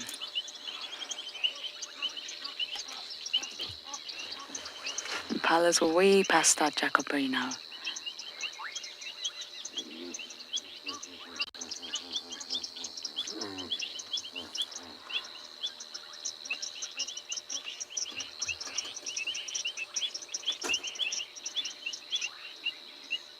Sorry, the pole's in the way. I just don't want to turn my engine on when he was so focused, but now, I mean, game is up. It's over. Okay, I will reposition in just a moment, and let's see what Mr. Shasha decides to do.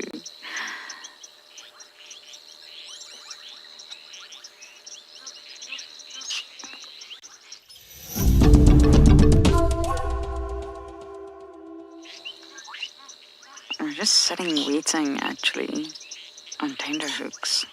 Ah, he's gonna go flat. Would you like me to reposition for you? Okay. Going that way. Okay.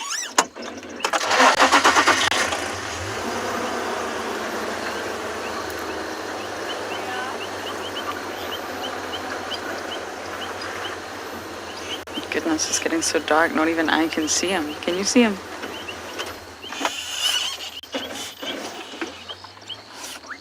The frogs are calling, the birds are getting out their last bit of singing, the insects are still buzzing. The sounds at this time of night are just perfect.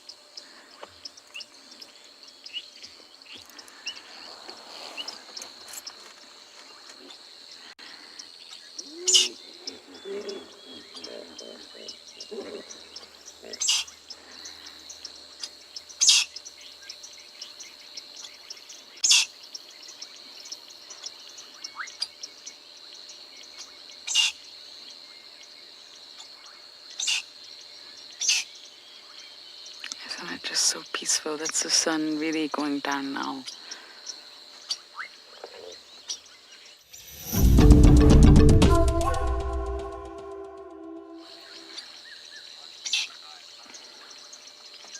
Well, Shasha, you had your moment. And it's gone. That moment is long gone. That male impala I can't even see anymore. But that was tense. I think we will get ready to leave him shortly, because we are right on Chitwa's dam wall. So if the guests do come home for dinner soon, which they will, we are right there. We normally tend to leave a little bit before that.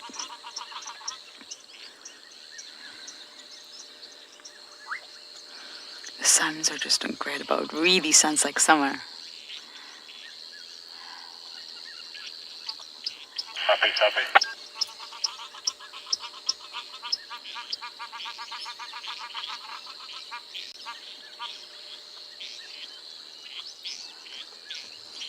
That was unbelievable.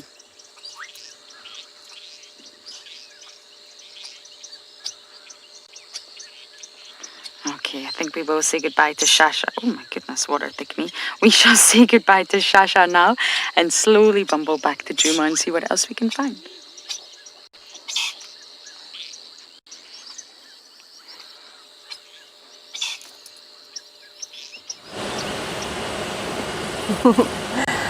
What a lovely afternoon spent with Shasha, I'm sure.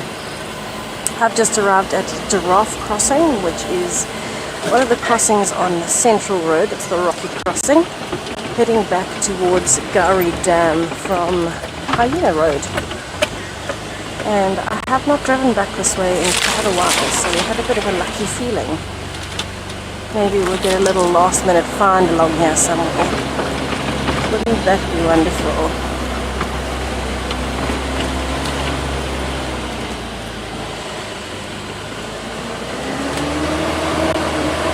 I've been drinking a bit more. I know last time I mentioned my grandmother saying, think of the morning shepherd's warning, think of the night shepherd's delight. I don't think she made it up. I think it's a fairly common thing, but I hadn't really thought about it too much, and I think I agree with it now. Every time we've had the beautiful pink sky in the evening, we've had the most perfect... Yeah, we can.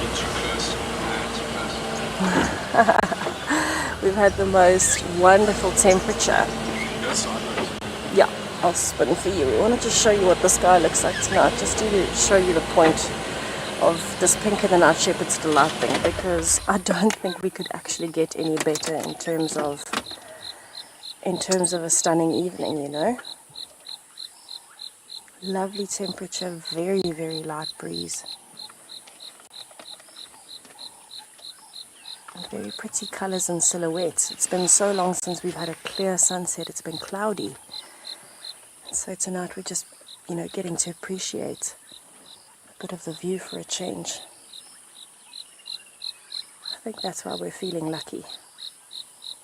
The last little bit of golden orange.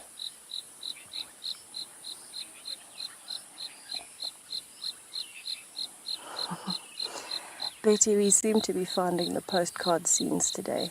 I'm loving it. I'm really loving it. You can hear the bubbling casinos in the background. A few crickets. A few dung beetles still buzzing around. They sound a bit like drones. Maybe I should say drones sound a bit like dung beetles. Dung beetles were here first.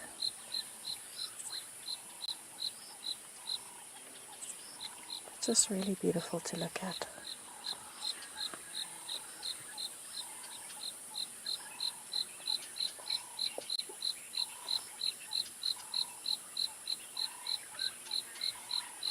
There's even still starlings calling, and it's so late. Normally by this time the birds are roosting.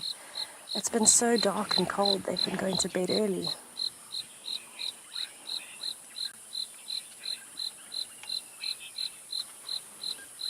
Beach Bunny, I am torn between this time of day and the very early morning with the golden light, but I think for the last 2, almost 3 weeks that I've been here, this evening has been my favorite evening in terms of the light, the temperature, the sightings. It's just been wonderful. But I'm happy that I get to share your favorite time of day with you. It's very special.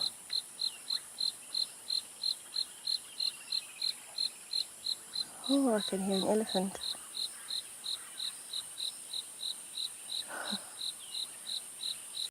Sounds like an elephant chewing somewhere close by, but quite far into the seep line. Close but far. Sounds close, but it's probably far. This is actually the area where we normally have that pair of Wahlberg's eagles nesting.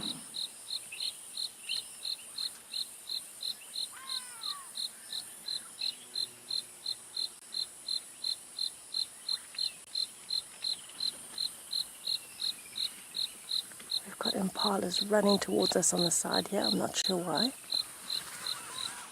And running again. I'm sure you can hear them, it sounds a bit like a stampede. Oh, they are very unrelaxed. Are we going to get a last minute find? It's actually a small bachelor herd of impalas. You can see one of them there, but they ran from this junction towards us. Here comes some more. There you can see them coming towards us.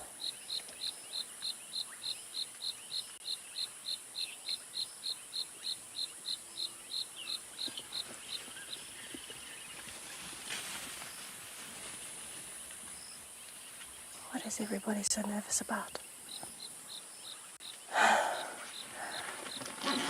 My heart is racing. Okay, you are going to see Owen wipe the lens in a little bit, so don't get a fright when you see the screen get covered for a flash. But I'm having a look around just to see what they might be running from, and I can't see anything yet. But something definitely got their attention. I don't know if they can smell something, if they can hear something. Some of them are looking into the drainage line, some are looking back up the road. Oh, we are running again. Something is going on.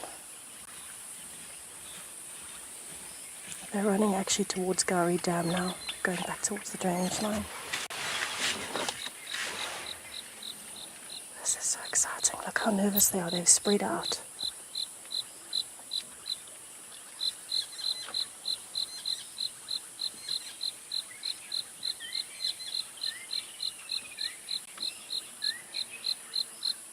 It sounded like a stampede coming towards us, and it was only 6 of them, and now I'm hearing some alarm calling coming from that way.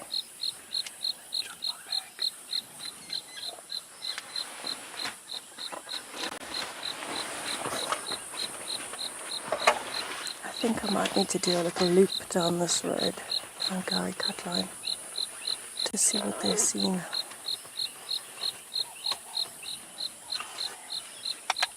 I do want to watch them for another minute before we go, just to get an idea of, okay, they're going down to the drainage line. They are looking very nervous, as though they're not sure where a threat is coming from next.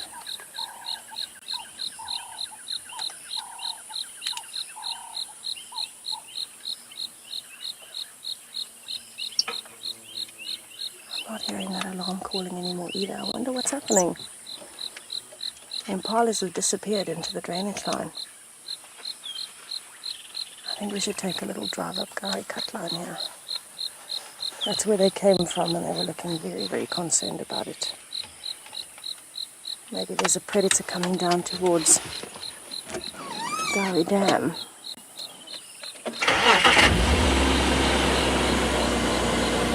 Oh, what is happening? What is happening? What is happening? I'm all excited now. These last minute finds get your heart going. Let's see what we've got.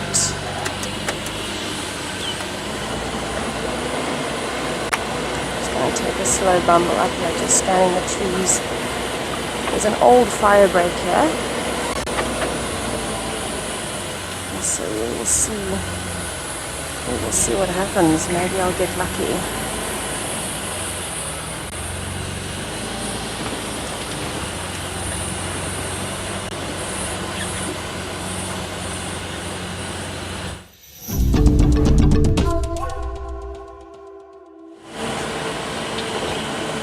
So I'm not going to be going all the way up the road. I'm just going to do a little stretch of Gowrie Cut Line, and then I'm actually going to go around and wait at Gowrie Dam. because most likely if a predator was here, something like a leopard or even a lion or a hyena, if it was hunting and it gave animals a fight, the next best option, you abandon the hunt because they've seen you now, you've lost the element of surprise. And you divert to the dam to see what might be there. That would make the most sense, either the dam or the drainage line. And we are on the edge of both, but I would think the drainage line is less appealing than the dam at this point, because there isn't any water in the drainage line at the moment.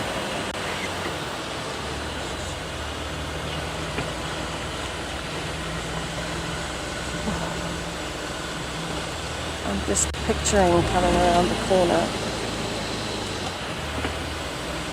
and having a leopard walking down the road towards us.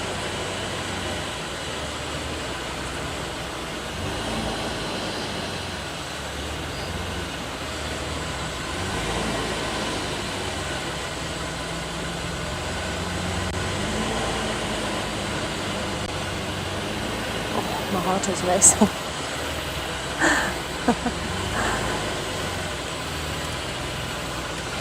Be like the ball of butterflies in my stomach. The anticipation. Signal's gonna come. In here and go back towards the dam. The impalas didn't come from this far away that we could hear. And also I think we will struggle with signal if we go any higher. But I don't think the impalas came from this far. I think they were just in the seep line in front of us. They weren't far into the block, they were just into the block and they came running. And I wonder what they're going to fight. Go check Gowrie Dam, maybe I can piece some of the puzzle pieces together. It would be absolutely wonderful if I could figure it out. Another mystery for the evening. I love these types of mysteries.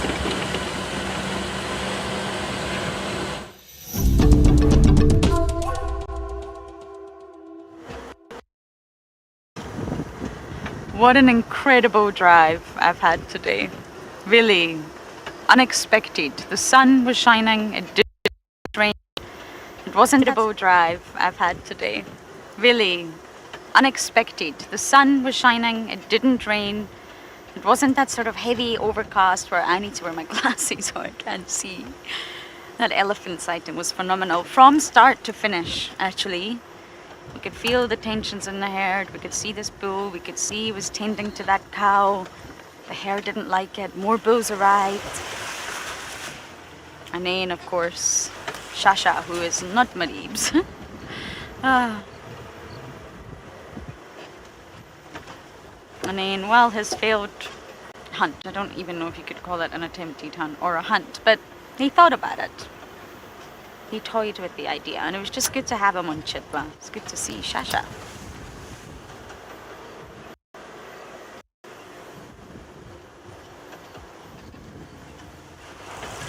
Didn't catch that name because the comms broke up. Sounded like Earth Lover. And you're saying another exciting drive. I know, this morning was also incredible. I've been going on and on like a broken record about Ntima and Sutu and Tima and Sutu, and I got to see them. I think I've seen all of the I think I've seen everybody. Yes, I have. I think I've seen everyone of all the hyenas that we know are still around during this stint. I've managed to somehow catch up with everyone. And I'm definitely not complaining. Who knows what tomorrow... Looking for owls. I have such an owl obsession. That's what I'm looking for. If we see a chameleon along the way, then that will also be a-okay. I think Tessa sounds like she's had a good drive as well. They can't all be good. It's not how life works, and it's definitely not how the bush works. And I'm glad for that, because the quiet days teach me to focus on something else. They teach me to look for something else. They sort of push you outside your comfort zone. You need those quiet days. You need those rainy days. You need those grey days. I guess it's the same as life. I'm very philosophical right now. Spiders. Why? Why do you need to build your web across roads?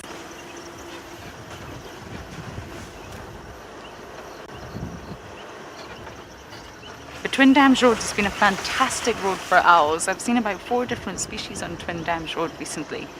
So I'm naturally hoping that we get lucky tonight. Last minute owl.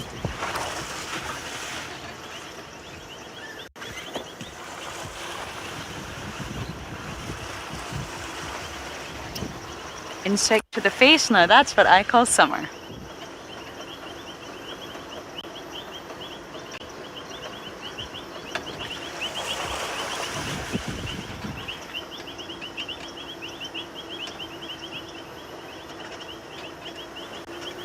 Novella walked past us on Gowrie Main.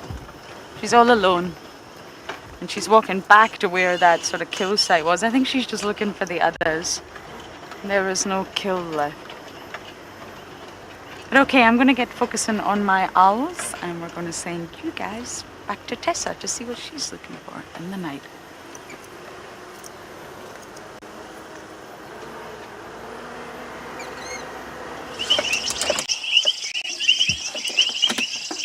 So we have just arrived at Gowrie Dam, and listen to the cacophony of frog calls at the moment. It's just this massive symphony. So many different species and different males calling.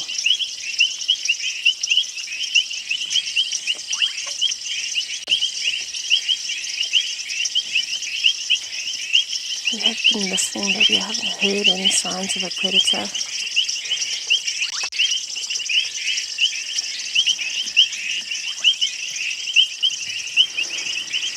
Just such a peaceful evening.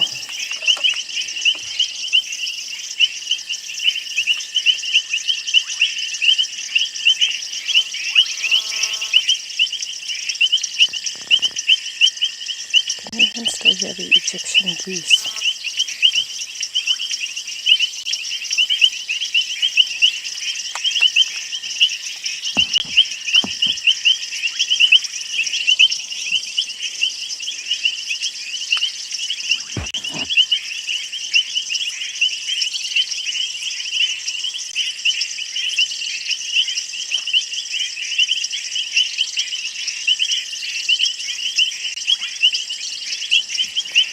It's actually so loud here that my ears are ringing from the noises.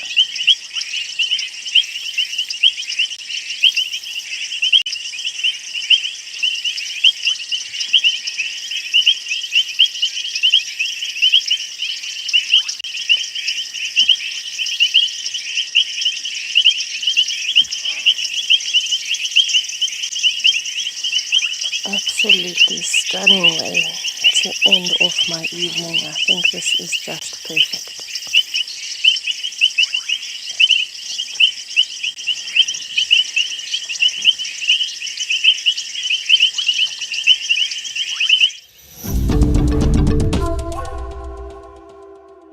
Really beautiful sounds. I do still want to go and have a look there if there are any signs of an animal around that may have chased those impala.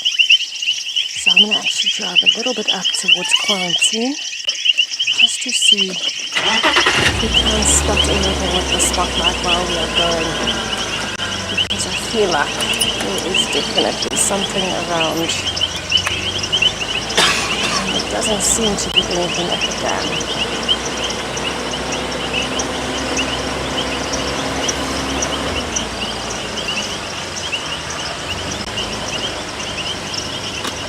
Sorry, picking. Wow, it really has turned into a perfect evening.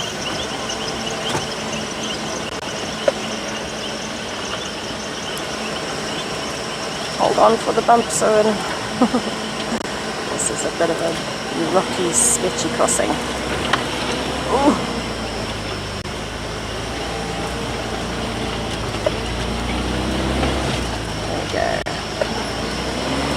I'm going to be scanning this open area quite carefully because I know this is very popular for the predators, even smaller things like African wildcats. I have a feeling we're going to have a little last minute something. I don't know what, but something.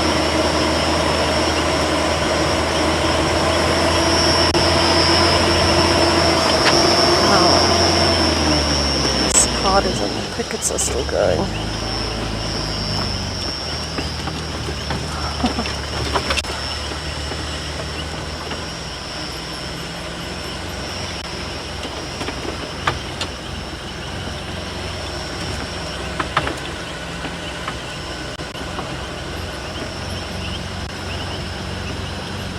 Still got that excited feeling.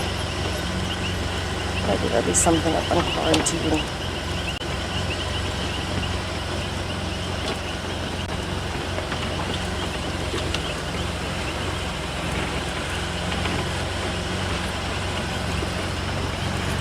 Come on, last minute leopard.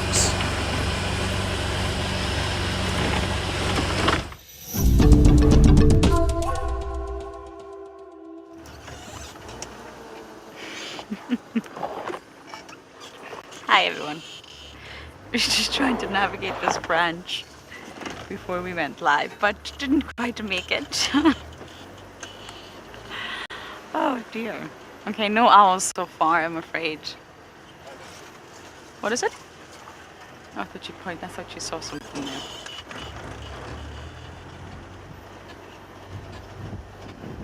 But we're gonna go around quarantine and see what else we can find up that side. Quarantine's really good for nocturnal sightings because it is an open area where the grass is, well, marginally shorter than other parts of the reserve. It's getting quite long, but of course you can see. Last night we had a honey badger. Honey badger. Can you believe it? That is called a creme de la creme sighting. 10 out of 10.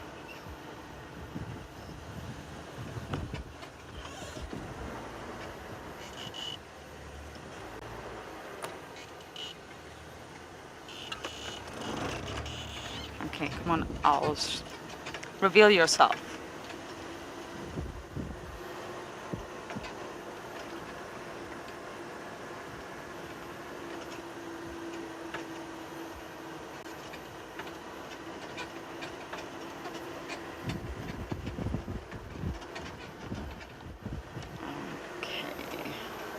The only thing is, if the owl is in a tree, we do have our rain roof on, and we didn't even need it on. Can you believe that?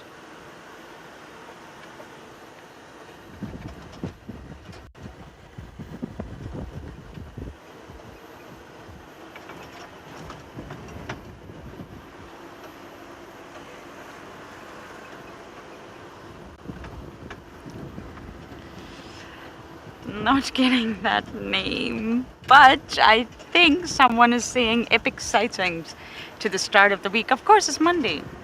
Well, forgot about that. And big thanks to all. Whoever said that, you're so welcome.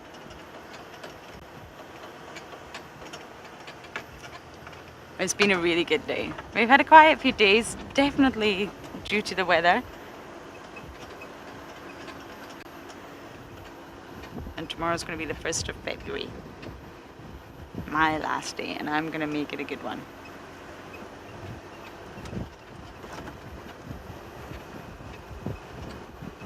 And there'll be a lot more vehicles driving, so let's just hope more of the reserve can be covered.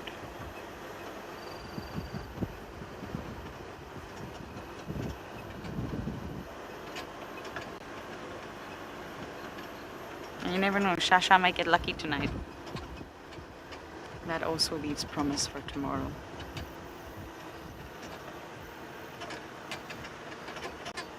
I've not seen one bit of eye shine on quarantine. Where is everybody?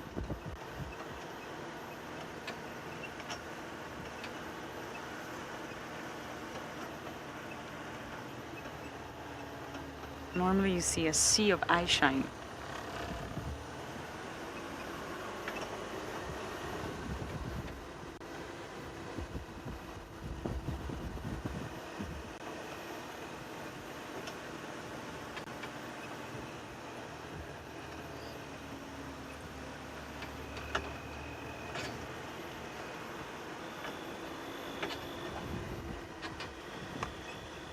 I really hope soon we figure out where Tlalamba is. But I think that might happen because these other properties will also be driving Torchwood, no one's actually on Torchwood right now. So if she is there, no one's finding her. So hopefully with all these new sort of influx of people driving, we will get an update on Kalamba for you soon. Okay everyone, I'm going to finish my drive on quarantine, but we're going to send you guys over to Tessa.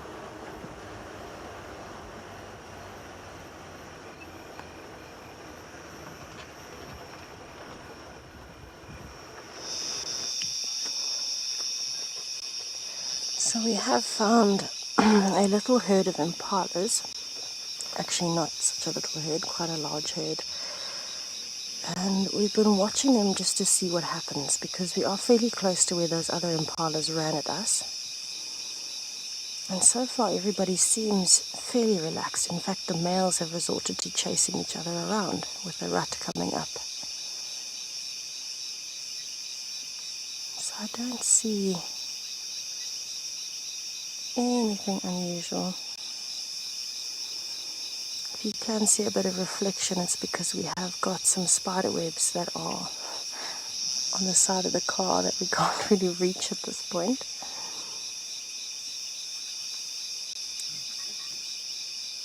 But I'm just loving the sounds as we sit here tonight, especially the males that are communicating with each other.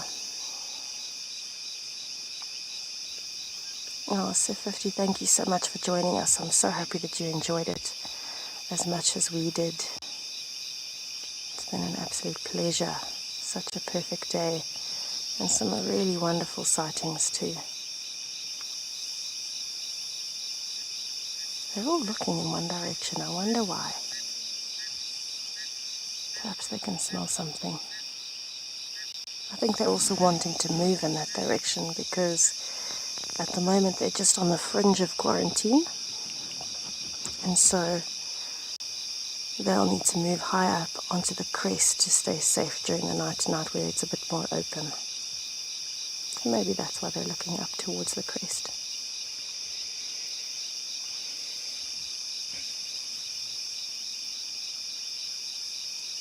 It's lovely hearing all the sounds though. I think we've been very lucky this afternoon. Shasha, elephants, big and small things. It's been an absolute pleasure having you all with us, and thank you so much for sharing in these special moments.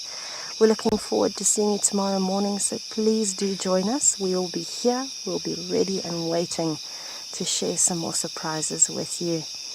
And wherever you are in the world, stay safe, and we'll see you a little bit later.